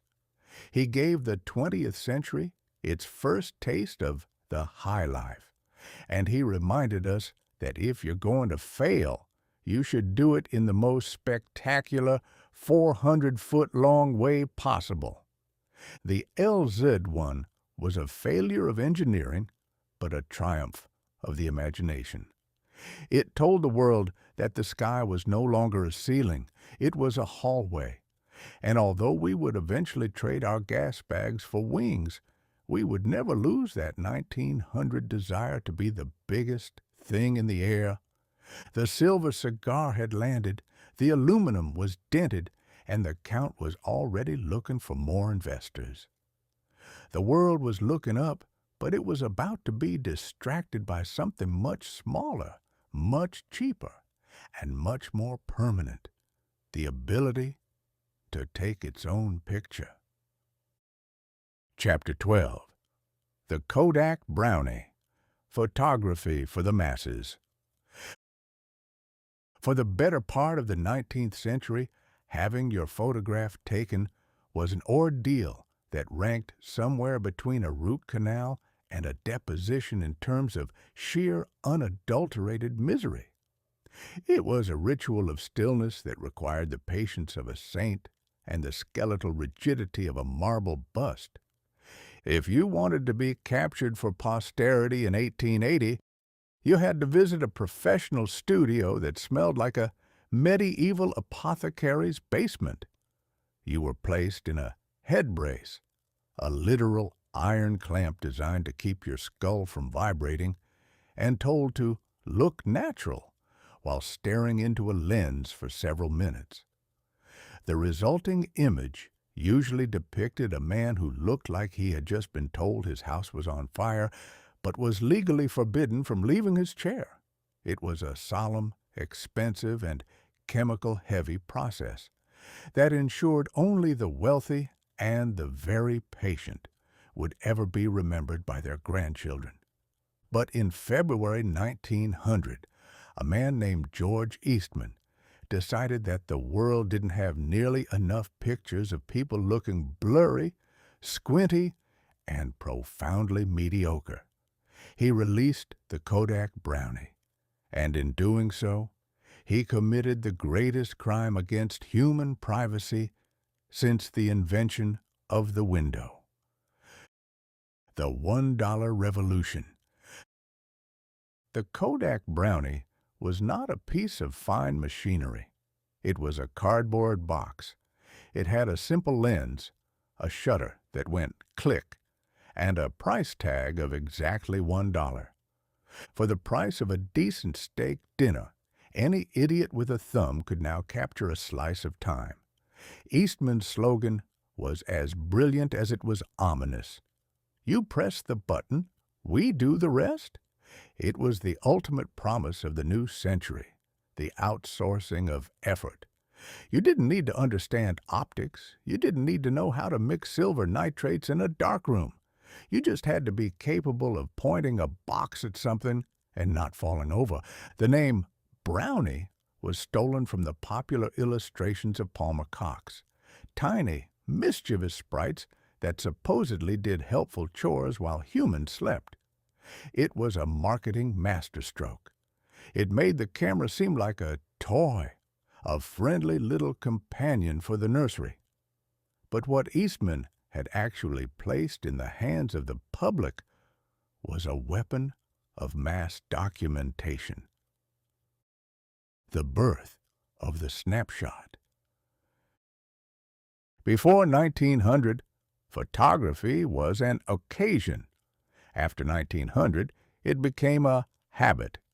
We even had to invent a new word for this behavior, the snapshot.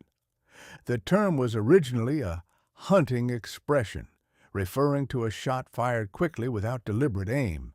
It was a perfect fit.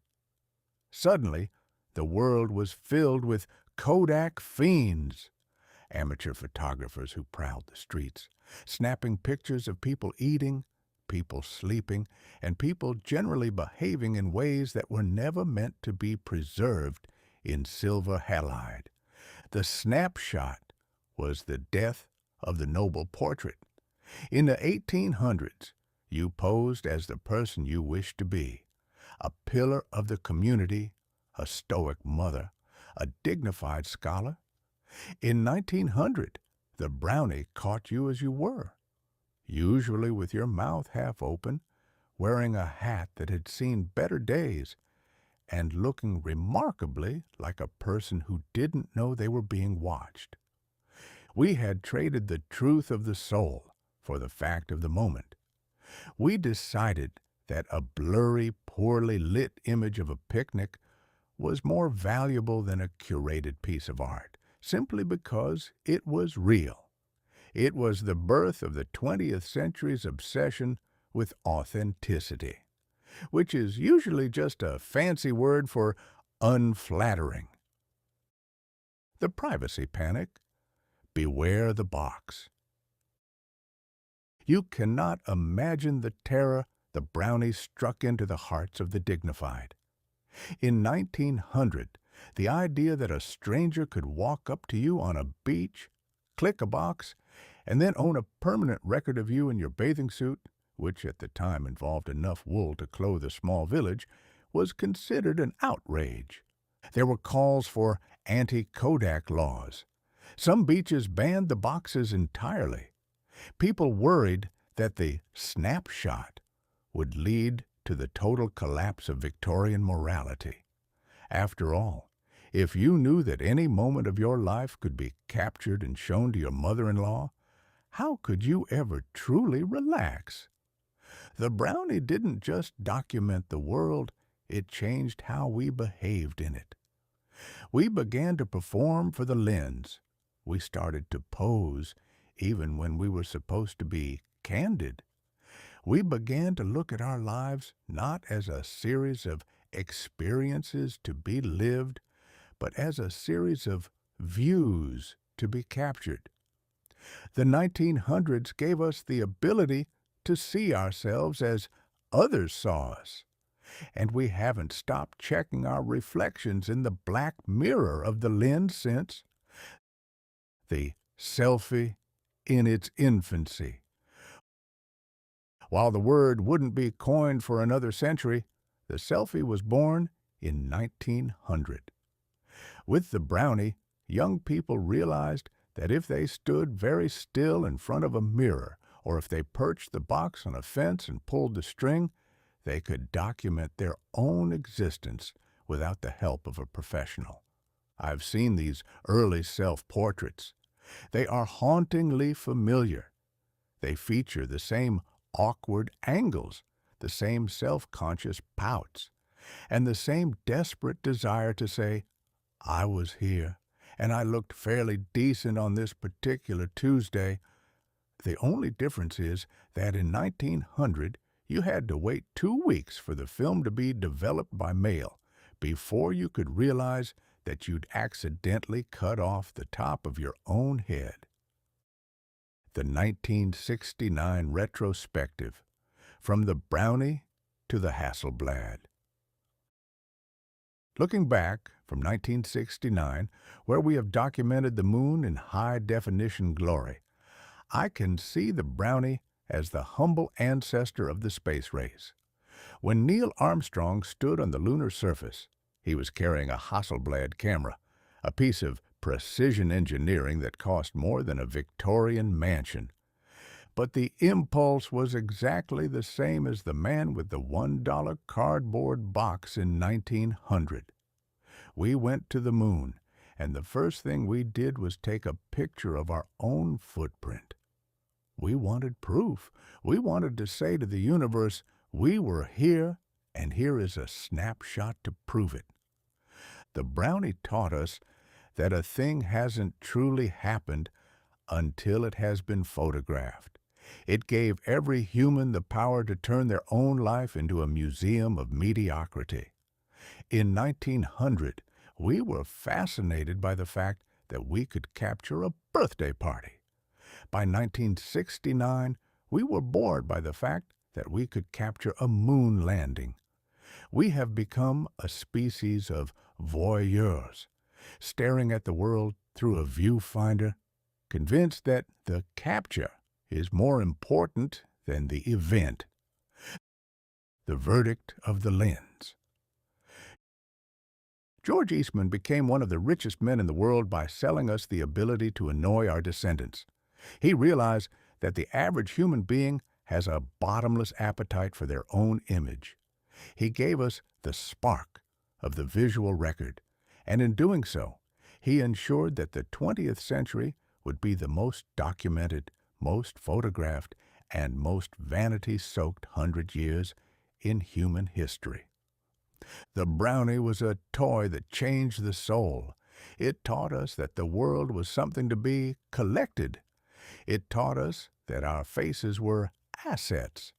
And it taught us that for $1, we could buy a tiny piece of immortality, even if that immortality was just a blurry photo of us standing next to a very confused horse.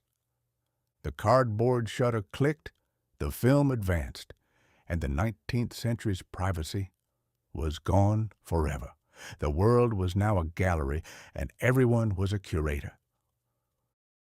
Section 5. Power Players.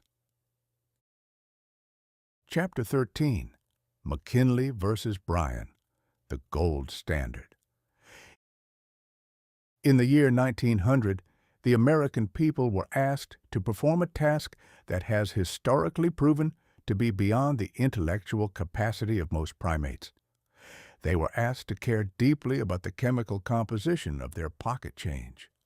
The presidential election of 1900 was not a contest of ideas or a battle of visions or even a particularly spirited debate about the future. It was a theological schism over metal. On one side, we had William McKinley, a man who looked like he had been carved out of a block of very expensive soap and who believed that the universe was held together by the gold standard. On the other side, we had William Jennings Bryan, a man who could talk for 4 hours without breathing and who believed that the salvation of the human race lay in the unlimited minting of silver. It was a choice between a yellow rock and a gray rock. To the modern observer, especially one who has seen the 1969 moon landing and realized that the moon is mostly made of dust and disappointment, the idea that a nation would nearly come to blows over the silver question seems as absurd as a war over the correct way to peel a banana. But in 1900, if you walked into a saloon and suggested that the cross of gold was a bit heavy on the metaphors, you were liable to leave through the window. The Front Porch Campaign, The Art of Doing Nothing. William McKinley was the incumbent, and he possessed the most powerful political weapon known to man, the status quo. McKinley was a master of the Front Porch Campaign. While other politicians were out in the mud, kissing babies and making promises they had no intention of keeping, McKinley stayed at his home in Canton, Ohio. He literally sat on his porch and waited for the world to come to him. Every afternoon, trainloads of hand-picked supporters would pull into Canton. They would march to McKinley's house, stand on his lawn, and cheer. McKinley would step out, deliver a short, perfectly manicured speech about the full dinner pail, shake a few hands, and go back inside to have a cigar. It was a stroke of genius. By staying home, McKinley remained an icon, a stable, unmoving monument to American prosperity. He didn't have to worry about hecklers or rain or the fact that his running mate, a certain energetic colonel named Roosevelt, was currently roaming the country like a caffeinated mountain lion. McKinley's message was simple. You have a job. You have food in your pail. Why would you want to trade your gold-backed stability for a man who sounds like a church organ with the hysteria stop pulled out? The boy orator of the Platte, the man who never stopped. Then there was William Jennings Bryan. If McKinley was a statue, Bryan was a windstorm. He was 36 years old when he first ran in 1896, and by 1900, he hadn't slowed down a bit. He was known as the Great Commoner, and he possessed a voice that could be heard in the next county even if the wind was against him. Bryan believed that the gold standard was a conspiracy by the money kings of Wall Street to crush the toiling masses of the West. He wanted free silver, the idea that the government should buy up all the silver it could find and turn it into dollars. He argued that this would create inflation, which would help the farmers pay off their debts. Bryan didn't have a front porch. He had a train.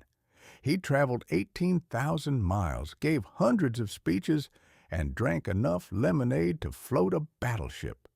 He spoke at whistle stops, in circus tents, and on the backs of wagons.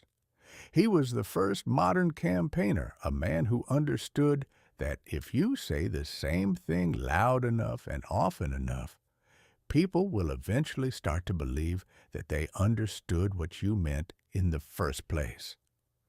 His most famous line, of course, was, "You shall not press down upon the brow of labor this crown of thorns. You shall not crucify mankind upon a cross of gold." It was a magnificent piece of theater. It combined religion, economics, and a heavy dose of victimhood into a single, punchy soundbite. The fact that most people had no idea how a cross of gold actually affected the price of corn was irrelevant. It sounded like the truth, and in politics, that is more than enough. The full dinner pail versus the empty pocket. The 1900 election was the birth of the pocketbook vote. The Republicans didn't talk about free silver or the ratio of 16-1, a phrase that sounds like a very boring gambling tip. Instead, they talked about the full dinner pail. They produced posters showing a sturdy American worker carrying a lunch bucket overflowing with meat, bread, and perhaps a very optimistic piece of fruit. The message was, under McKinley you eat. Under Bryan, you get to listen to a very loud man talk while you starve. It was a devastatingly effective campaign. Humans are remarkably consistent in their priorities. We will tolerate a great deal of boredom, corruption, and lace-collar pomposity as long as we aren't hungry.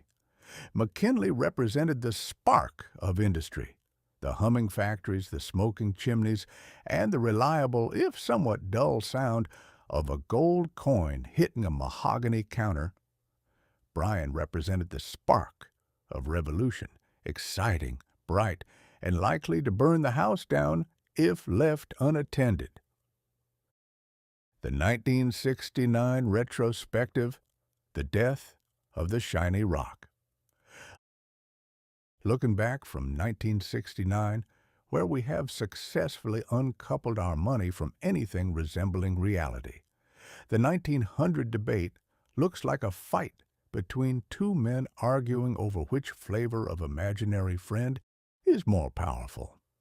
In '69, we have fiat currency. We have decided that a piece of paper is worth $20 because the government says it is, and we all agree to pretend along with them. We don't have a gold standard anymore. We have a faith standard.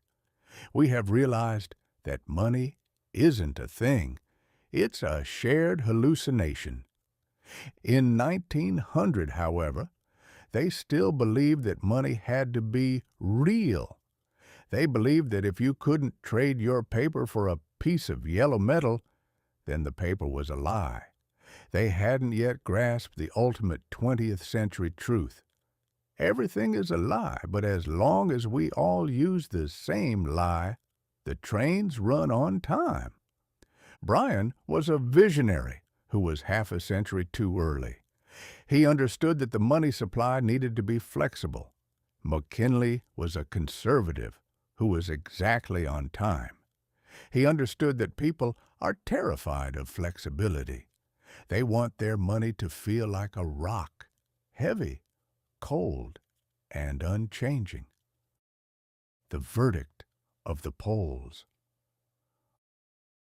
On November 6, 1900, the American people went to the polls and chose the soap statue over the windstorm. McKinley won by a larger margin than he had in 1896. The full dinner pail had triumphed over the cross of gold. The farmers in the West were disappointed, the bankers in New York were relieved, and the silver mines in Nevada were left with a lot of gray rock they didn't know what to do with. The election of 1900 confirmed that the United States was no longer an agrarian republic of simple farmers. It was an industrial empire of workers and consumers. We had chosen the path of the gold standard, which really meant we had chosen the path of the corporation. We had decided that stability was more important than justice, and that a full stomach was better than a poetic soul.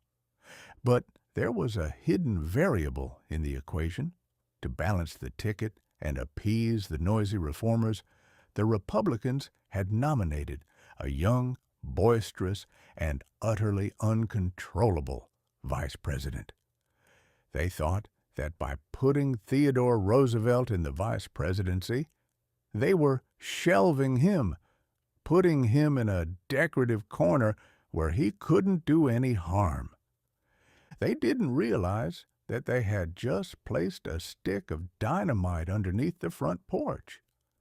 The votes were counted, the dinner pails were full, and William McKinley prepared for 4 more years of sitting on his porch and smelling the roses. But the 20th century was not a century for sitting. It was a century for rough riders, and the spark was about to become a forest fire. Chapter 14. Enter the Rough Rider. In the late autumn of 1900, the Republican Party's old guard, a group of men who possessed the collective humor of a granite tombstone, found themselves facing a problem that couldn't be solved with a bribe or a quiet conversation in a smoke-filled room. That problem had a name, a set of gleaming spectacles, and a set of teeth that appeared to have been designed by a frantic piano tuner. That problem was Theodore Roosevelt. To understand the Republican panic of 1900, you must understand that the vice presidency was, at the time, the political equivalent of being sent to a farm in the country where you could run around and bark at the moon without bothering the neighbors. It was a shelf. It was where careers went to die in a dignified velvet-lined casket. Thomas Platt, the political boss of New York, was desperate to get Roosevelt out of his hair. Roosevelt was currently the governor of New York, and he was doing inconvenient things like regulating corporations and acting with integrity. Platt realized that if he didn't move Roosevelt soon, the young man might actually start expecting the government to work for the people, a radical notion that threatened the very foundations of the Gilded Age. Platt's solution was brilliant. Let's make him vice president. He'll have to sit in a chair, listen to senators mumble for 4 years, and he'll never be heard from again. It was a perfect plan, provided you ignored the fact that Theodore Roosevelt was essentially a stick of dynamite with a Harvard degree. The Tuxedoed Grizzly. Mark Hanna, McKinley's campaign manager and a man who viewed politics as a delicate balance of gold and grease, was the only one who saw the flaw in the plan. He famously shouted at his colleagues, "Don't any of you realize that there's only one life between this madman and the presidency?" Hanna was right. Roosevelt wasn't a politician. He was a natural phenomenon. He didn't just walk into a room. He liberated it. He spoke in a high-pitched, staccato burst that suggested he was trying to outrun his own sentences. He was the living spark of the new century. If the 19th century was represented by the slow, stately hum of a steam engine, Roosevelt was the internal combustion engine personified, loud, prone to backfiring, and capable of moving at speeds that made everyone else feel like they were standing still. Roosevelt's philosophy was the strenuous life. He believed that if you weren't currently wrestling a bear, climbing a mountain, or rewriting the naval history of the War of 1812, you were essentially wasting oxygen. In 1900, he was the most famous man in America, thanks in large part to a little skirmish in Cuba and a very well-managed relationship with the press. The myth of San Juan Hill and the Kodak factor. To the American public in 1900, Roosevelt was the hero of San Juan Hill. The image of him charging up a slope in Cuba, sword in hand, leading a ragtag group of Rough Riders against the Spanish, was etched into the national consciousness. As we discussed in the chapter on the Kodak Brownie, 1900 was the year we began to confuse the picture with the event. Roosevelt understood this better than anyone. He didn't just go to war, he went to war with a personal photographer and a troupe of journalists. He knew that in the 20th century, it didn't matter if you actually took the hill. What mattered was that you looked magnificent while trying. In truth, he actually charged up Kettle Hill, and most of his Rough Riders were on foot because their horses had been left in Florida. But the hero of Kettle Hill on foot doesn't have quite the same ring to it, does it? Roosevelt was the first media president before he was even president. He was a walking, talking headline. He understood that the American people, bored by the soapy stability of McKinley and the silver hysteria of Bryan, wanted a hero. They wanted a man who looked like he could punch the 20th century in the face and make it behave. The vice presidency, a gilded cage for a mountain lion. When the Republican convention in Philadelphia nominated Roosevelt for vice president, he accepted with a mix of genuine reluctance and the secret knowledge that he was now a heartbeat away from the most powerful office on earth. He spent the autumn of 1900 doing what he did best, existing loudly. While McKinley sat on his front porch in Ohio, Roosevelt went on a speaking tour that would have killed a lesser man and probably a few horses. He traveled through the West, shouting about Americanism, manhood, and the full dinner pail. He was a whirlwind of energy that left audiences exhausted and exhilarated. He was the perfect counterpoint to Bryan. Bryan could talk, but Roosevelt could act while he talked. The Democrats tried to paint him as a dangerous cowboy, a man whose impulsive nature would lead the country into 1,000 unnecessary wars. Roosevelt responded by grinning his famous big stick grin and essentially saying, "Yes, and isn't it wonderful?" The 1969 perspective, the precursor to the action star.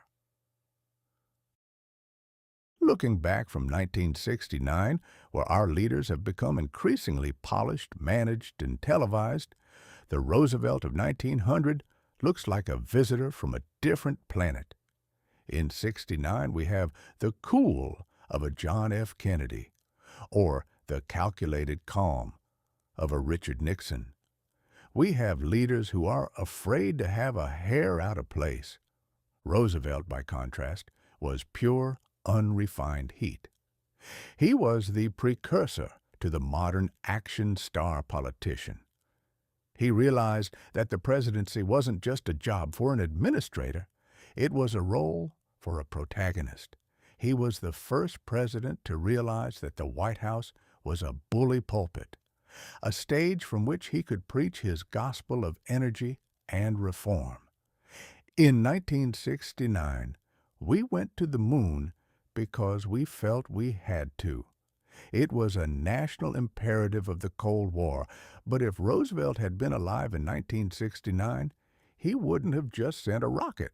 He would have insisted on being in the command module himself, probably while trying to lasso a lunar crater. He was the spirit of why not in a world of wait and see.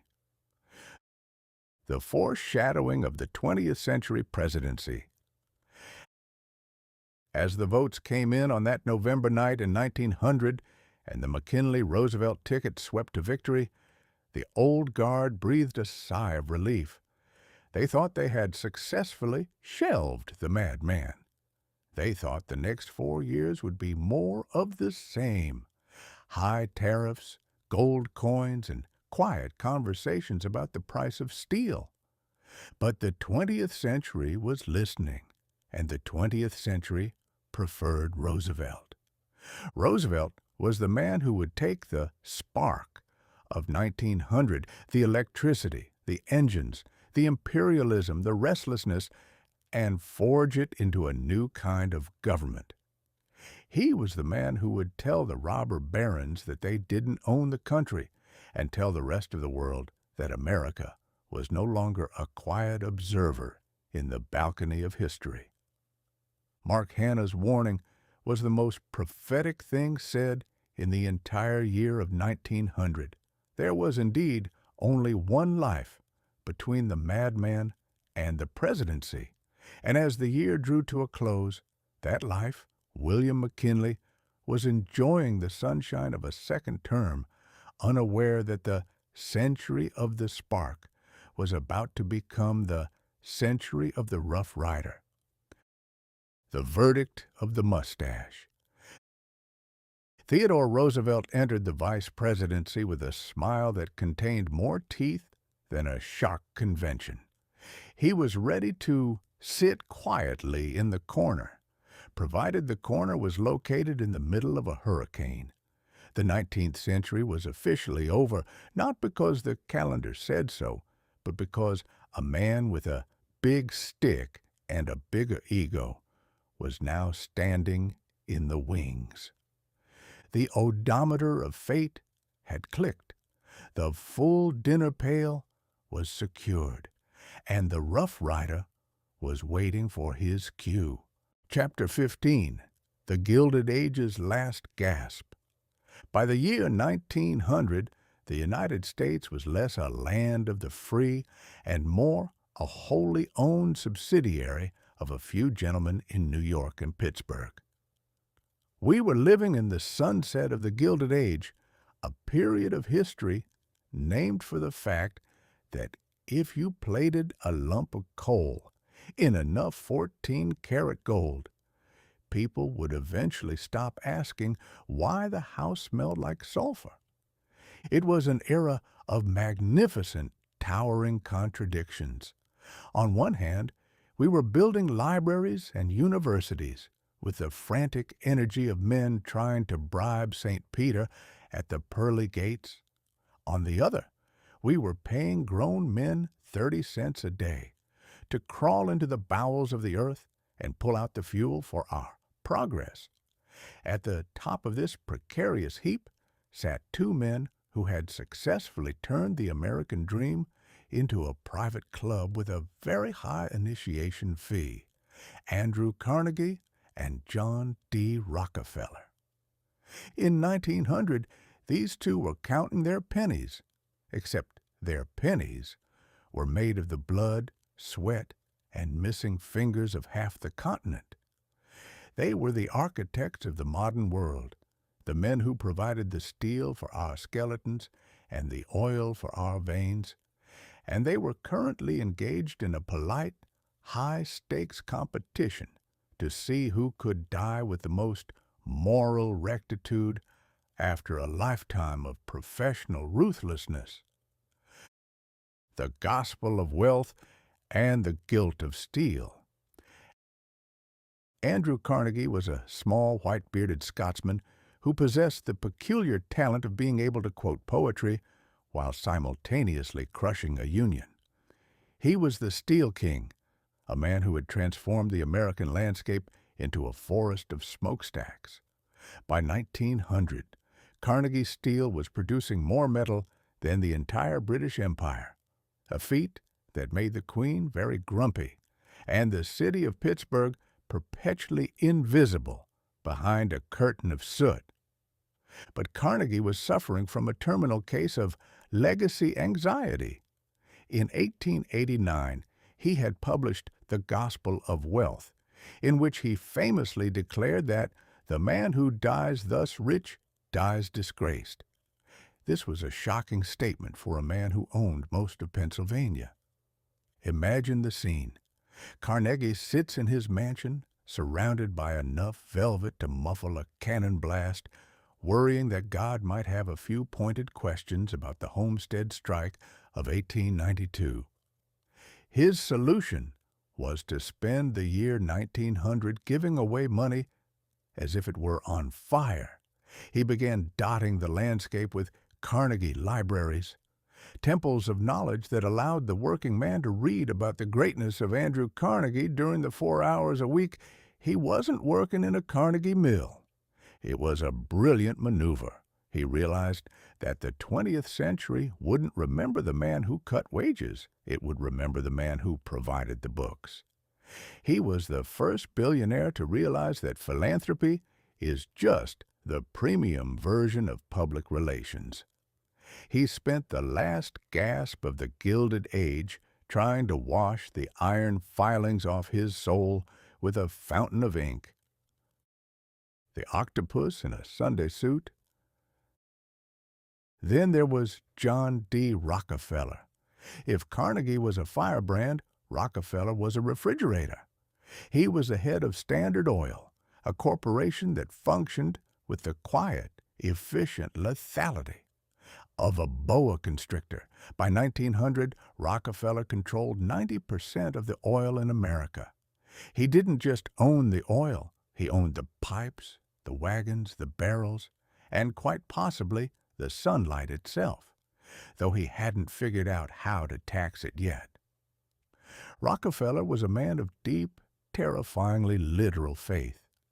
He believed that God had given him his money, which is a very convenient theology, if you happen to be the richest man in human history. He lived a life of monk-like austerity, drinking milk and eating crackers while he calculated how to bankrupt his competitors. In 1900, the public viewed him as the octopus, a monster whose tentacles reached into every kitchen lamp and every political office. Rockefeller's response was to start handing out shiny new dimes to children and strangers. It was his version of the spark.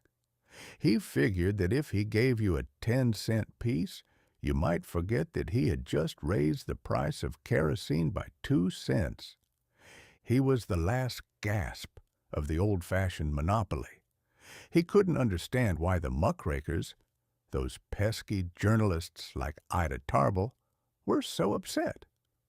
From his perspective, he had simply brought order to a messy industry. He had replaced the chaos of competition with the peace of total domination.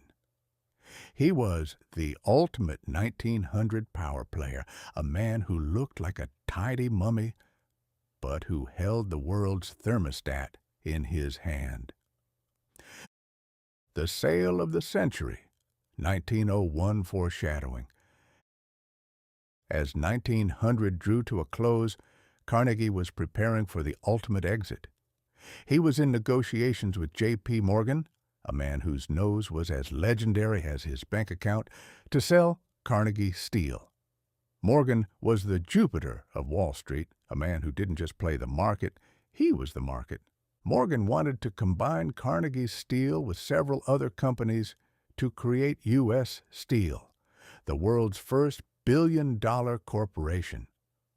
When the deal was finally struck in early 1901 for $480 million, Morgan reportedly told Carnegie, "Congratulations, Mr. Carnegie.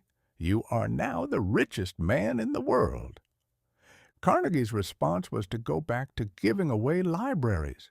Morgan's response was to go back to smoking cigars the size of a human forearm. It was the moment the individual era of the Gilded Age gave way to the system era of the 20th century. We were moving away from the robber baron who built a kingdom and toward the investment banker who owned the world. The 1969 retrospective, The Rockets and the Robber Barons. Looking back from 1969, I see Carnegie and Rockefeller as the spiritual ancestors of the massive industrial military complex that put us on the moon. In '69, we have Boeing, Lockheed, and North American Rockwell. These are faceless entities, corporate giants, that build the Saturn V rocket with the same clinical precision that Rockefeller used to build his refineries. In 1900, the power was personal. You knew who was ruining your life. His name was on the front of the building. In 1969, the power is institutional. You don't know who owns the company that built the lunar module. It's a web of shareholders, boards, and government contracts. We've traded the grand villain for the opaque bureaucracy. We traded the man who gives out dimes for the corporation that gives out stock options. I'm not sure which is worse, but I do know that Carnegie would have hated the 1960s. There isn't nearly enough velvet, and the poets aren't nearly famous enough. The verdict of the Gilded Age. The Gilded Age didn't end because the rich got poorer. It ended because the spark of the 20th century was too hot for the old structures. The people were getting restless. The Rough Rider was in the vice presidency sharpening his teeth. The muckrakers were sharpening their pens. Carnegie and Rockefeller thought they had built monuments that would last forever. And in a way, they did. We still use their steel. We still burn their oil, mostly. And we still read books in their libraries. But the gilded dream of a few men owning the entire continent was dying. The 20th century was going to be about the masses, the mass production, the mass media, and the mass movements. The robber barons were the last dinosaurs of the 19th century, standing in the swamp of their own wealth, watching a very small, very energetic madman named Roosevelt prepare to drain the swamp. The gold was peeling, the dimes were shiny, and the libraries were open. The Gilded Age took its last breath, smelling of coal smoke and expensive cigars, and handed the keys to the world to a generation that wouldn't know a doily if it hit them in the face. Section 6. Science and Superstition. Chapter 16. The Discovery of Radium, the Rock That Glowed. In the year 1900, science was rapidly replacing religion as the primary source of things that people didn't understand but were perfectly willing to die for. We had entered an age of miracles without the theology. If a man in a lab coat told you that he had found a way to see through your skin or talk to a ghost through a wire, you didn't call for an exorcist. You asked for his stock options. But of all the sparks of the new century, none was quite as literal or as deceptively beautiful as the one discovered by a husband and wife team in a damp, drafty shed in Paris. Marie and Pierre Curie had spent the tail end of the 19th century elbow-deep in tons of pitch blende, a substance that looks like coal but has the personality of a sun. And by 1900, they had successfully isolated a new element. They called it radium. It was a beautiful name for a terrifying thing. It was the first celebrity element. It was rare, it was expensive, and most importantly, it glowed in the dark with a soft, ethereal blue light that suggested the presence of angels, or, at the very least, a very efficient nightlight. The world looked at that glow and immediately reached for its collective wallet. The romantic shed and the deadly glow. The Curies were the darlings of the 1900 scientific community. They were the power couple of the lab, working in conditions that would make a modern health and safety inspector faint with terror. They boiled giant vats of ore, breathed in the dust, and carried vials of radioactive material in their vest pockets like they were lemon drops. Marie Curie, a woman of such staggering intellect that she makes the rest of the 20th century look like it's repeating third grade, noted in her diary that the glow of the radium in the dark was a source of great joy. It was romantic. It was poetic. It was also slowly scrambling their DNA like a breakfast egg. But in 1900, we didn't know about DNA. We only knew about glow. We assumed that if something gave off its own light without being on fire, it must be life force in its purest form. We decided that radium was the spark of vitality that the universe had been hiding from us since the Big Bang. And since it was vitality, it obviously belonged in our bodies. The radium craze, health in a bottle of poison.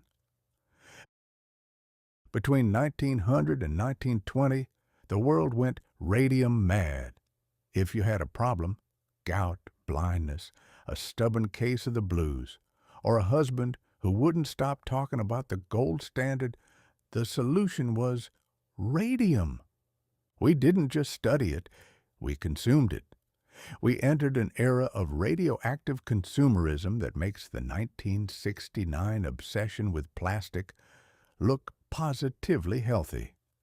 Consider the following products, all of which were legitimately sold to a public that was eager to invigorate itself.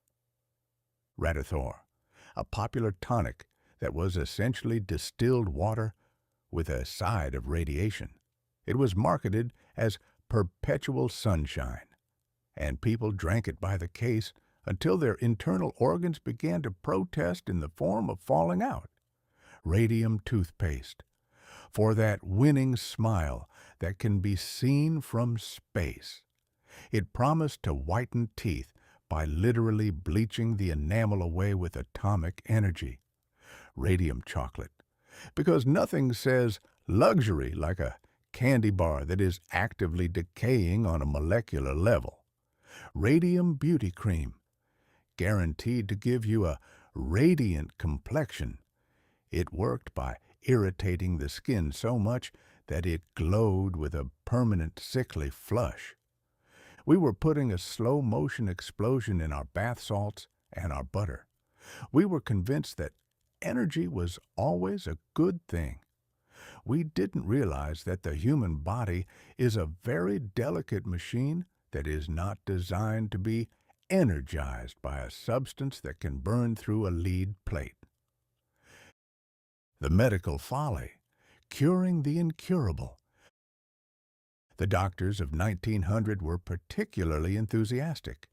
They began using radium to treat everything. They placed radium pads on people's backs to cure arthritis. They gave radium injections for impotence. They even suggested that drinking radium water could cure old age itself. In a way, they were right. If you drink enough radium water, you will certainly never have to worry about getting old. You'll be lucky to make it to next Tuesday. The tragedy of the radium girls. The young women who painted watch dials with glowing paint and licked their brushes to get a fine point was still a few years off. In 1900, the horror was still invisible. The spark was still a miracle. We hadn't yet seen the radium jaw, where the bone literally disintegrates because it has been replaced by radioactive isotopes. We hadn't realized that once radium enters the bone, it stays there, ticking away like a demonic clock for 1,600 years. The 1969 perspective, from miracles to meltdowns. Looking back from 1969, where we are currently living in the shadow of the Cold War and the constant threat of mutual assured destruction, the 1900 obsession with radium looks like a child playing with a loaded gun because the handle is shiny. In '69, we understand the spark of the atom. We have used it to level cities and to power submarines. We have nuclear power plants that provide electricity to millions, and we have fallout shelters in our backyards because we are terrified of the very same glow that Marie Curie found so joyful. We have traded the miracle for the menace. In 1900, we thought radium would let us live forever. In 1969, we are worried it might end the world by dinner time. It is the same element, the same physics, the same spark. The only thing that has changed is our level of cynicism. We've realized that progress usually comes with a half-life, and that the future is often just a fancy word for a problem we haven't figured out how to bury yet. The verdict of the lab. Marie Curie eventually died of aplastic anemia, a direct result of her decades of handling the great joy of radium. Her notebooks are still so radioactive today that they have to be kept in lead-lined boxes. If you want to read her original research, you have to wear a protective suit. Her genius is literally too hot to handle. The discovery of radium was the moment science stepped out of the 19th century parlor and into the 20th century reactor. It gave us the power of the stars, but it forgot to give us the wisdom to handle it. We were like a caveman who has just discovered fire and decides the best thing to do with it is to eat it. The 1900s were glowing. We were vibrant, we were energized, and we were slowly melting. It was a magnificent time to be alive, provided you didn't mind your jaw falling off in 30 years. The test tubes were bubbling, the blue light was shining, and the world was feeling invigorated. But the spark was beginning to show its teeth. Chapter 17. Freud and the Interpretation of Dreams, the Mother of All Problems. If the year 1900 were a house, the first 16 chapters of our story have been spent admiring the exterior. The gleaming white paint of the Paris Exposition, the sturdy steel beams of the skyscrapers, and the decorative, if somewhat flammable, zeppelins parked on the lawn. We've looked at the spark of the engine and the glow of the atom. But in a quiet, cigar-smoke-filled office in Vienna, a man named Sigmund Freud decided that it was time to stop looking at the architecture and start poking around in the damp, dark, and remarkably crowded basement of the human mind. Freud published The Interpretation of Dreams, or Die Traumdeutung, for those who prefer their intellectual crises in the original German, in November 1899. However, in a move that proves he understood the 20th century better than anyone, he insisted that the publisher post-date the book to 1900. He wanted it to be the book of the new century. He knew that the 19th century was about to be evicted, and he wanted to be the first one to hand the new tenant a bill for their repressed childhood memories. And what a bill it was! Before 1900, if you had a weird dream about a giant umbrella or a runaway train, you either ignored it or assumed you'd eaten too much spicy sausage before bed. After 1900, thanks to Freud, that same dream meant you were secretly harboring a desire to dismantle the social order and, quite possibly, marry your mother. The professional party pooper of Vienna. Sigmund Freud was the ultimate 20th century professional party pooper. He looked at the Victorian era with its lace doilies, its starched collars, and its insistence that everyone behave with the dignity of a frozen trout, and he laughed. Or rather, he chuckled dryly behind a cloud of tobacco smoke. He told the world that underneath the gilded exterior, every single human being was actually a bubbling cauldron of primal urges, repressed fears, and a very specific type of anxiety regarding their parents. He suggested that our civilization was merely a thin, precarious lid on a pot that was perpetually about to boil over. This was a shocking revelation to the people of 1900. They were busy trying to civilize the Philippines and uplift the working class. And here was a man in a waistcoat telling them that they couldn't even control their own thoughts while they slept. It was the ultimate inconvenience. We had just mastered the electricity that lit our homes, and Freud was telling us that the lights were out in our own heads. The couch and the clues. Freud's method was deceptively simple. He asked you to lie down on a velvet couch and talk until you accidentally said something interesting. This was psychoanalysis. Before 1900, if you were neurotic or hysterical, the medical solution usually involved smelling salts, a trip to a cold water spa, or, if you were a woman, a stern lecture about the benefits of needlepoint. Freud changed the contract. He decided that the cure was to be found in the talk. He turned the doctor into an ear and the patient into a storyteller. He became the world's most eccentric detective. To Freud, there was no such thing as a random thought. If you tripped over your words, it wasn't a mistake. It was a Freudian slip, a little leak from the basement. If you forgot your umbrella, it wasn't because you were absent-minded. It was because the umbrella represented a hidden longing for your father's approval, or some other metaphor involving a domestic object. Suddenly, the world was filled with symbols. Nothing was just a thing anymore. A cigar, as Freud famously and perhaps defensively said, is sometimes just a cigar. But in the year 1900, everyone assumed the cigar was a complicated psychological statement.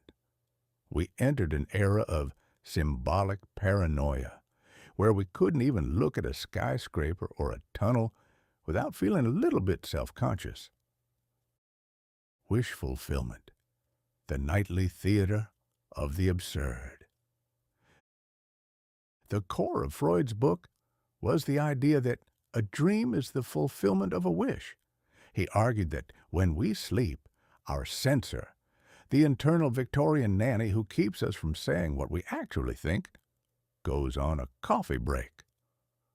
While the nanny is away, our repressed desires come out to play, but they have to wear costumes so they don't wake us up with the sheer scandal of their presence. This turned the act of dreaming into a high-stakes game of charades. If you dreamed of a garden, you weren't thinking about horticulture. You were thinking about something far more primal. If you dreamed of flying, you weren't anticipating the Wright brothers. You were experiencing a release of psychic energy. For the people of 1900, this was both terrifying and addictive. It made the mundane act of sleeping feel like a trip to a forbidden theater. We became a world of amateur detectives, analyzing our neighbors' breakfast table recountings of their dreams with a look of profound and often judgmental insight. We had traded our common sense for complexes. The 1969 perspective, from the couch to the capsule. Looking back from 1969, I find Freud's obsession with the mother to be a bit quaint. By 69, we've moved past the velvet couch and into the era of better living through chemistry. We have pills that can calm the id, pills that can boost the ego, and pills that can make the superego go to sleep for the weekend.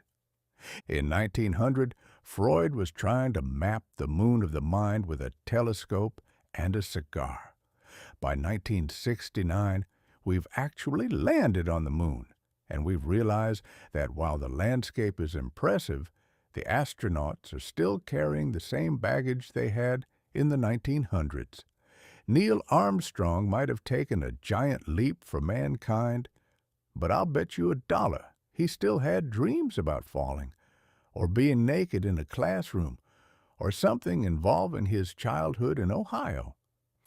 The 20th century began by trying to explain the why of our behavior, and its ending, at least in 1969, by trying to manage the how. We've replaced the interpretation with the interaction. But Freud's legacy remains. He was the one who told us that the spark isn't just in the engine, it's in the impulse. He was the one who taught us that the most important odometer isn't the one on the car, but the one in our subconscious that has been ticking since we were 2 years old. The verdict of the subconscious. Freud didn't just give us a book, he gave us an identity crisis. He taught the 20th century that we are not the masters of our own houses. We are merely the tenants, and there's something very loud and very hungry living under the floorboards. By the end of 1900, Freudianism was starting to spread like a psychological contagion. It would eventually influence everything from art and literature to advertising and politics.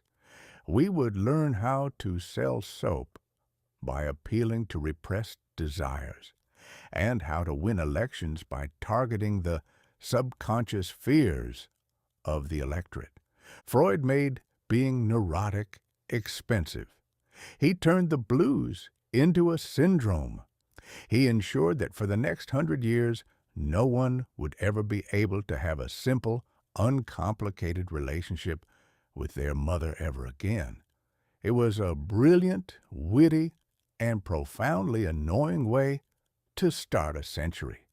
The couch was ready, the cigar was lit, and the Victorian nanny was starting to look nervous.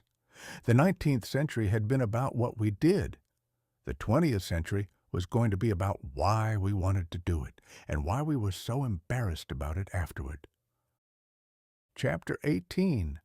The Trans-Siberian Railway, the longest shortcut in history. If you look at a map of the world in the year 1900, you will notice that Russia is not so much a country as it is a permanent geographical prank played upon the concept of travel.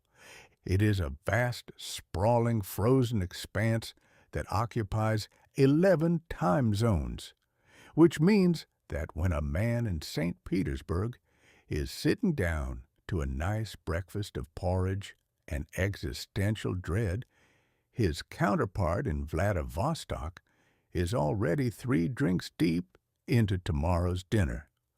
For centuries, the only way to traverse this wasteland was by sledge, carriage, or the sheer stubborn power of walking until your boots disintegrated. It was a journey that took months, cost several fortunes in fur coats, and offered a high probability of being eaten by a wolf with a discerning palate.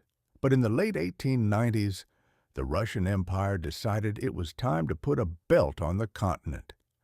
They decided to build the Trans-Siberian Railway. By 1900, the Iron Road was nearing completion. It was the ultimate steel and steam project. 6,000 miles of track designed to prove that the Tsar's will was stronger than the permafrost. It was a project of staggering ambition, questionable engineering, and a total disregard for the fact that most of the territory it covered was a place where progress usually went to die of frostbite. The architecture of the impossible. The Trans-Siberian Railway was not built with the clinical precision of a Swiss watch. It was built with the desperate, mud-caked energy of 1,000 laborers who were being paid in vodka and the promise that they wouldn't be sent to the front lines of the next war. The engineers faced obstacles that would have made a sensible man turn around and go back to his drawing room. They had to lay tracks across marshes that swallowed locomotives whole. They had to tunnel through mountains that were made of equal parts granite and spite. And they had to deal with the Siberian winter, a season so brutal that it doesn't just freeze the water, it freezes the very idea of hope. In 1900, the railway was a series of disconnected segments, a giant iron puzzle that the Russians were frantically trying to assemble before the 20th century got too far along. The goal was to connect Moscow to the Pacific, allowing the Tsar to move his armies and his influence across the globe with the speed of a very heavy, very coal-hungry train moving at 20 miles per hour. It was the space race of 1900. Every mile of track was a victory over nature, a slap in the face of the horizon. We were convinced that if we could just link the two ends of the earth with a pair of steel rails, we would finally achieve universal peace. We didn't realize that we were actually just building a very efficient way to deliver a war to a new location. The rolling cathedral, life at 20 miles per hour. If you were a person of means in 1900, traveling on the Trans-Siberian was not merely a trip. It was a lifestyle.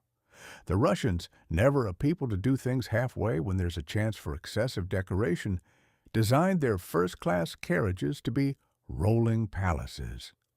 These trains featured libraries filled with the works of Tolstoy and Dostoevsky, so you could read about people suffering in Russia while you were actually suffering in Russia. Gymnasiums featuring primitive stationary bicycles and weights, so you could maintain your Gibson girl silhouette or your Rough Rider physique while moving through the tundra. Churches, literal rolling chapels complete with priests and icons, so you could pray for the train to stay on the tracks. Given the quality of the Russian rails in 1900, this was not a luxury. It was a mechanical necessity. Grand pianos, because nothing says civilized progress like playing a Chopin nocturne while a pack of wolves chases the caboose through a blizzard. I've lived through the 1969 moon landing, and I've seen the inside of a lunar module. It was a cramped, sterile, and functional tin can. The astronauts didn't have libraries or grand pianos. They had tang and a very small window. In 1900, we were much more concerned with the aesthetics of the journey. We didn't mind if it took 3 weeks to get to Vladivostok, as long as we could do it while sitting on velvet and drinking tea from a silver samovar. The Baikal bottleneck, the ship that carried the train.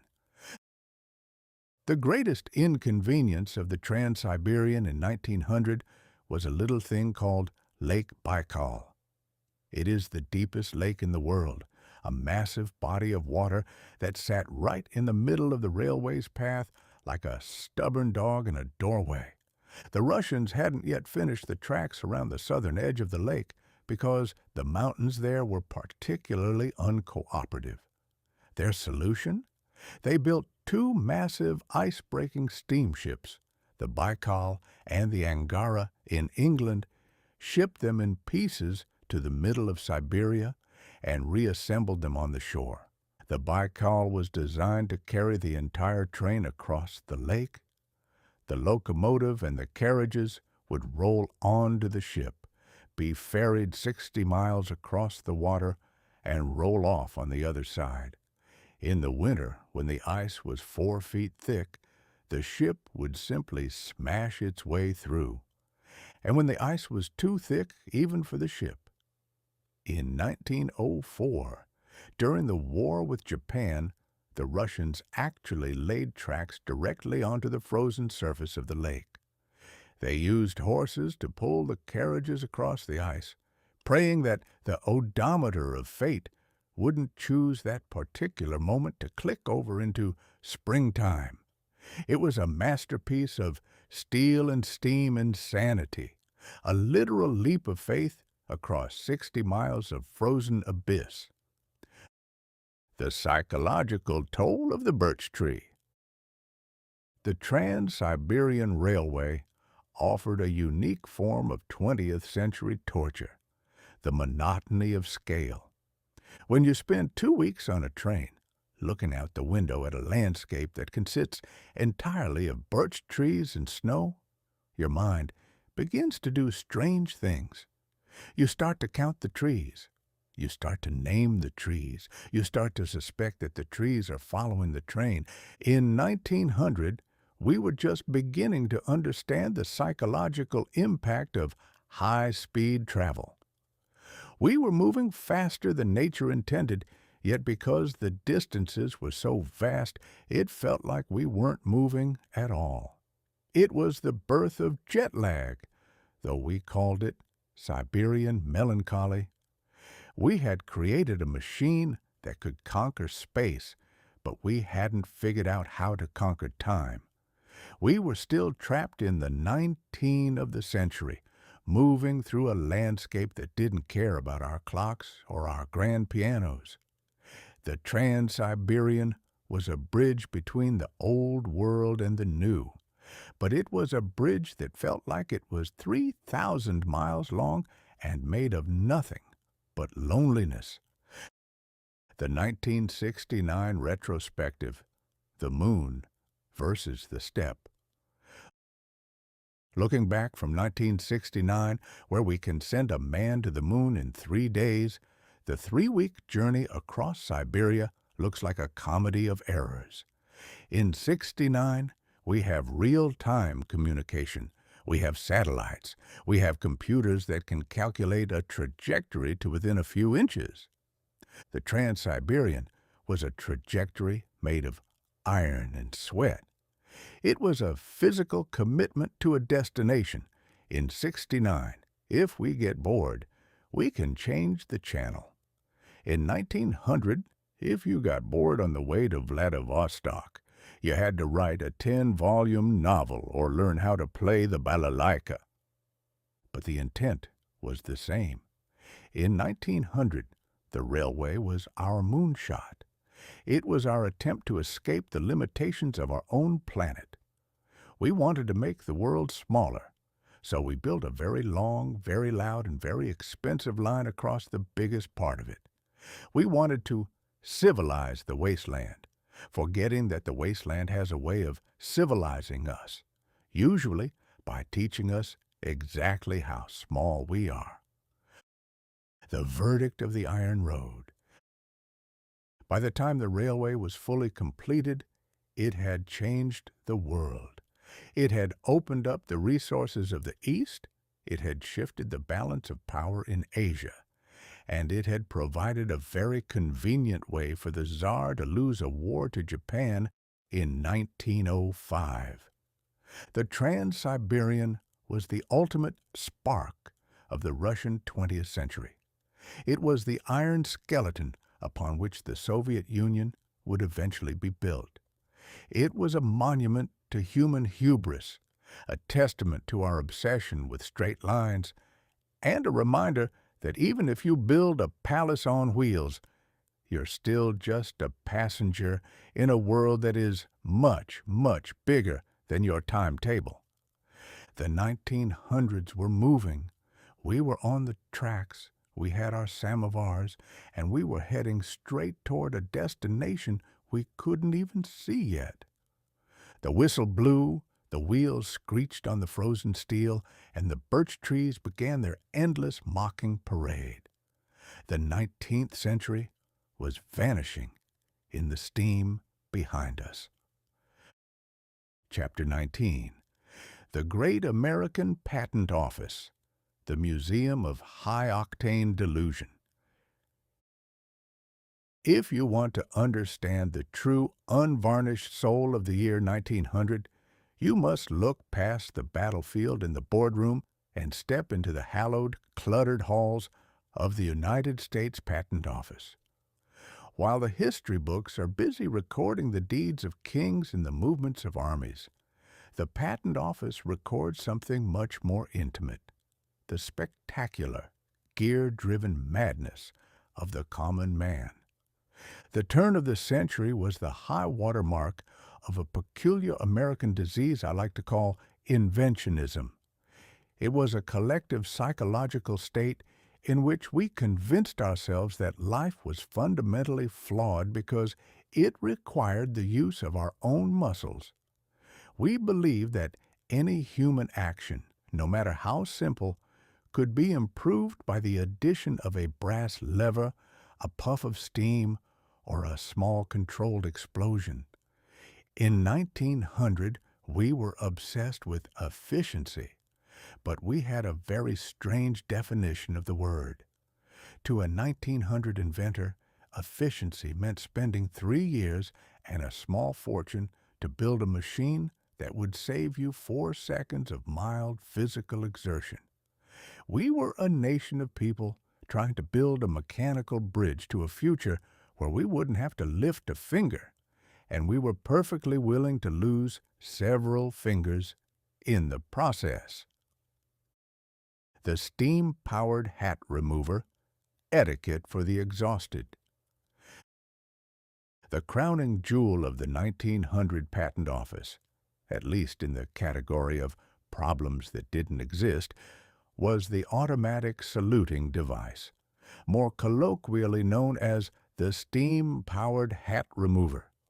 To understand why a man would devote his life to such a device, you have to understand the sheer, crushing labor of Victorian etiquette. In 1900, if a gentleman walked down a busy street, he was expected to tip his hat to every lady, clergyman, and social superior he encountered. On a crowded afternoon in Manhattan, a man might have to tip his hat 40 times in a single block. This was a physical ordeal. It led to hatter's elbow and social fatigue. The solution, according to one particularly industrious inventor, was a clockwork mechanism worn inside the crown of the hat. When the gentleman bowed his head slightly, a gravity-weighted trigger would release a spring, causing the hat to rise 6 inches off his scalp, rotate 30 degrees in a polite salute, and then settle back into place. It was a masterpiece of useless complexity. It required a network of pulleys, a small reservoir of steam for the luxury model, and a level of balance usually reserved for tightrope walkers. If the spring was too weak, the hat merely twitched like a dying bird. If the spring was too strong, the hat was launched into the third-story window of a nearby apothecary. It was the birth of the wearable technology craze, and like the smartwatches of the future, it primarily served to remind the wearer that they were carrying around a very expensive piece of junk that required constant winding. The automated cigar lighter, fire at eye level. The 1900s were a time when men were judged by the quality of their tobacco and the size of their mustaches. Consequently, the Patent Office was flooded with devices designed to bring fire into close proximity with both. The automated cigar lighter was a desktop device that looked like a miniature gallows. The idea was that a man, having placed a cigar in his mouth, would lean forward and depress a foot pedal. This action would simultaneously strike a match, pivot a flaming wick toward the tip of the cigar, and operate a small bellows to provide a drawing puff. In theory, it was the height of Gilded Age sophistication. In practice, it was a specialized tool for setting one's eyebrows on fire. The 1900s were a period of mechanical optimism, where we assumed that if a machine could move a flame toward your face, it would do so with the gentleness of a mother's kiss. We hadn't yet learned the 20th century lesson that machines have no mercy and a very poor sense of depth perception. The anti-mustache dipping spoon and other life hacks.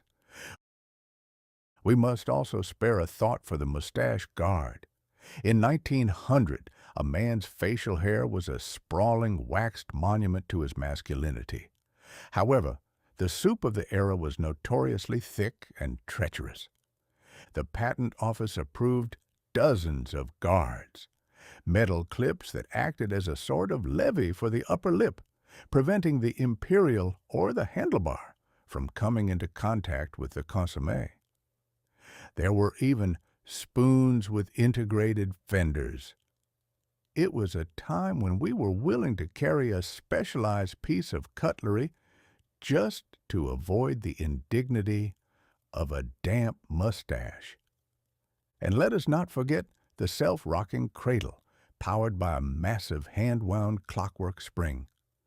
The advertisements promised a mother's rest, suggesting that the machine would gently lull the infant to sleep. However, if the spring was wound too tightly, the gentle, rocking motion would quickly escalate into a rhythmic thrashing that threatened to launch the heir to the family fortune across the nursery like a projectile. It was the first automated parenting device, and it proved that while you can replace a heart with a gear, the gear doesn't know when to stop. The 1969 retrospective, The Electric Can Opener's Ancestors. Looking back from 1969, where we are currently obsessed with space-age kitchen gadgets, I see the ghosts of 1900 everywhere. In '69, we have the electric can opener, the electric carving knife, and the self-cleaning oven. We are still the same species of lazy visionaries. The only difference is the spark. In 1900, the energy came from springs and steam. In 1969, it comes from the wall socket. But the delusion is identical. We still believe that a machine can solve the inconvenience of being alive. We think that by saving 30 seconds on the opening of a tin of peaches, we are somehow becoming more advanced.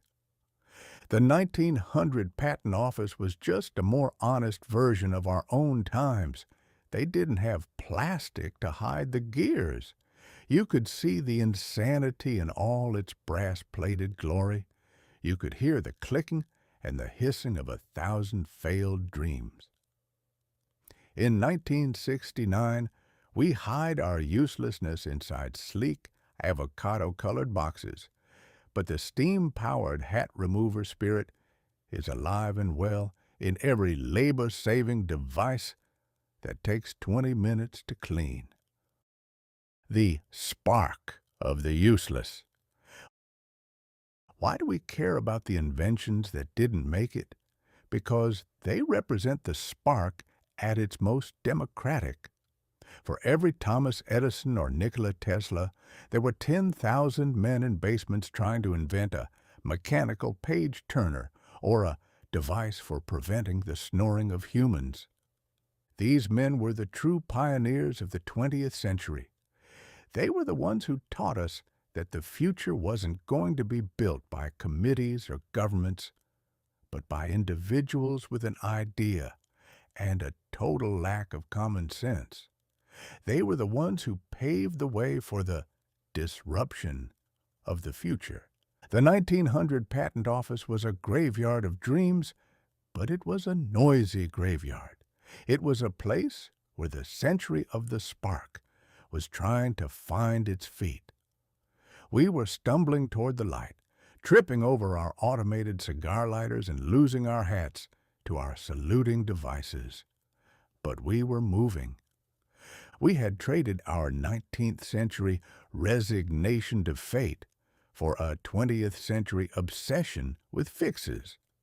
We decided that if the world didn't work the way we wanted it to, we would simply build a machine to bend it to our will. It didn't matter if the machine worked. What mattered was the audacity of the attempt, the verdict of the drawing board.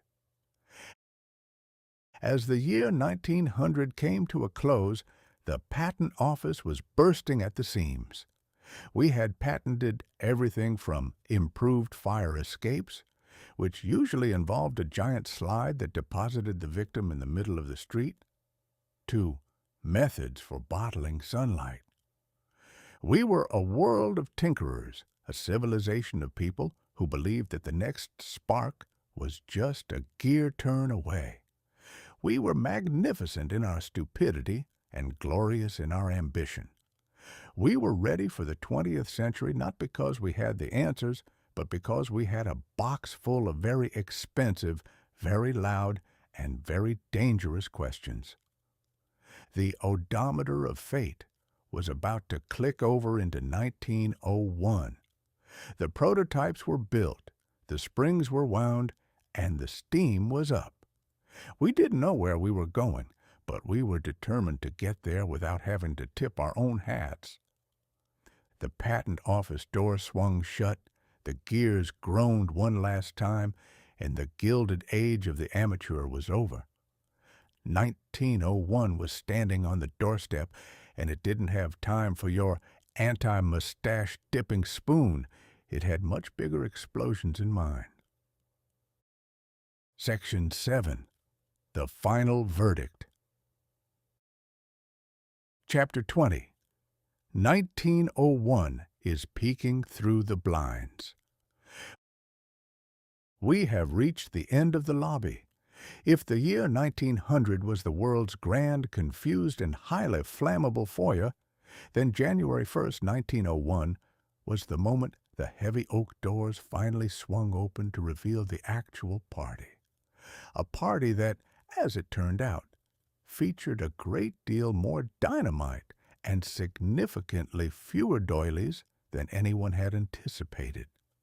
For 12 months, humanity had lived in a state of chronological limbo. We had argued over whether we were in the new century or merely the tail end of the old one. We had marveled at moving sidewalks and glowing rocks, and we had convinced ourselves that we were the most sophisticated creatures to ever draw breath, despite our penchant for wearing whalebone cages and drinking radioactive water.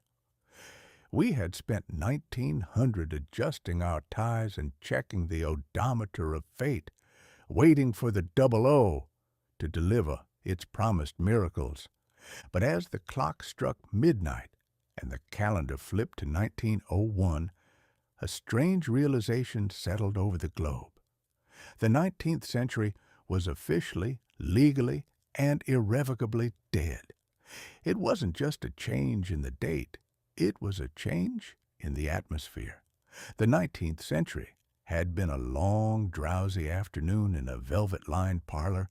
The 20th century was a brass band marching through the room at 3 a.m.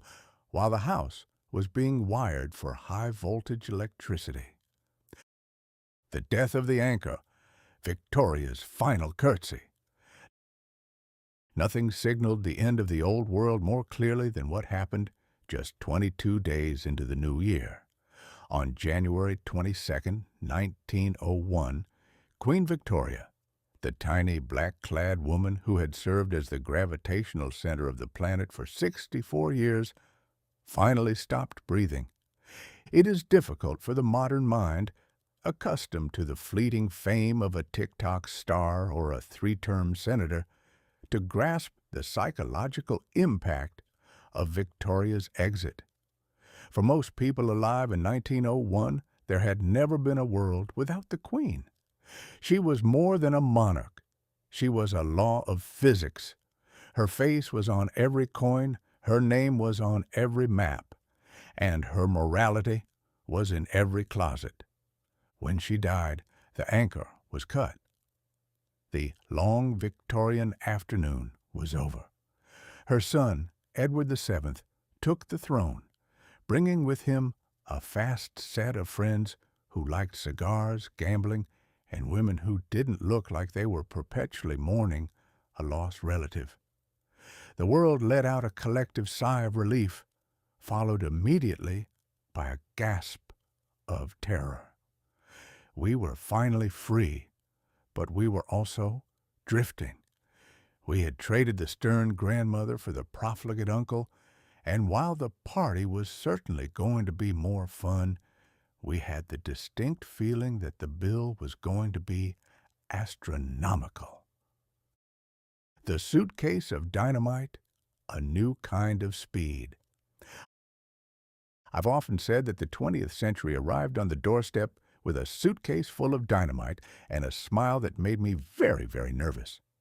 In 1901, the spark we had been playing with in 1900 began to turn into a full-scale conflagration. We were no longer just thinking about engines. We were building them by the thousands. We were no longer just observing imperialism. We were feeling its consequences. The speed of life was accelerating. In 1899, a man could expect his news to arrive by post in a week. By 1901, he expected the cable to tell him what happened in London before it had even happened in local time. We were becoming a civilization of the now. The 19th century was about the then, about tradition, about heritage, about doing things because that's how they had always been done. The 20th century was about the next invention, the next market, the next war. We had replaced the slow, steady hum of the steam engine with the frantic, staccato pop of the internal combustion engine. We were moving faster, talking louder, and thinking less. It was magnificent. It was terrifying. It was exactly what we deserved. The summary of the spark, lessons from the lobby. As I look back at our journey through 1900, I see a world that was trying desperately to convince itself it was ready for the future. We had the moving sidewalks of Paris, our first attempt to make walking obsolete, the diesel and the spark, the moment we chose the explosion over the peanut, the Boxer Rebellion and the Boer War, proof that we could cooperate globally provided there was something to loot. The Kodak Brownie, the moment we traded our privacy for a cardboard box and $1. The discovery of radium, our brief glowing honeymoon, with a substance that was secretly trying to dismantle us. Freud's dreams, the realization that our brains are much messier than our parlors. We had all the sparks, but we didn't have the wiring. We were like a group of children who had found a crate of fireworks and a box of matches and decided that the middle of a dry haystack was the perfect place for a celebration. We were optimistic because we didn't yet know what a world war looked like. We were confident because we thought the gold standard was a law of nature. We were happy because we were still wearing enough lace to cushion the blow. The 1969 retrospective, the view from the moon. Looking back from my vantage point in 1969, standing in a world of television, nuclear weapons, and men jumping on the moon, I find the 1900 version of progress to be heartbreakingly innocent. In '69, we have seen the full-grown monsters that were just infants in 1900. We have seen the spark of the engine lead to the fire of the Blitz. We have seen the glow of radium lead to the flash of Hiroshima. We have seen the imperialism of the 1900s lead to the Cold War of the 1960s. We achieved the dreams of 1900, but they didn't make us any happier. We got our flying machines, but we used them to drop things on each other. We got our instant communication, but we used it to argue with strangers across the globe.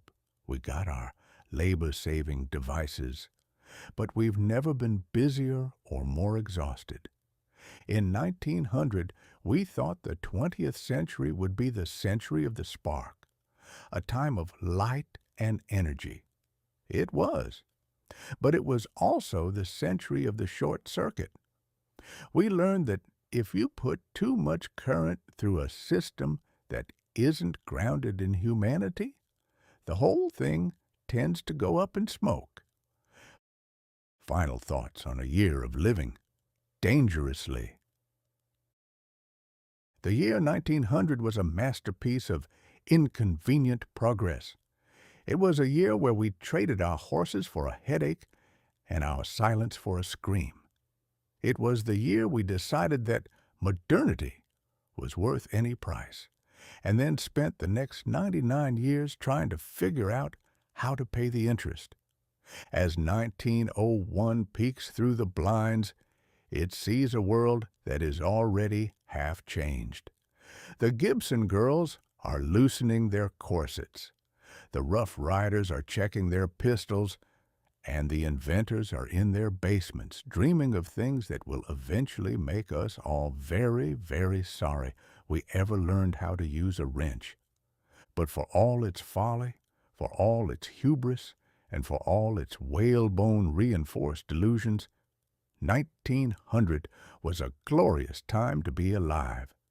It was a time when anything seemed possible, even a steam-powered hat remover.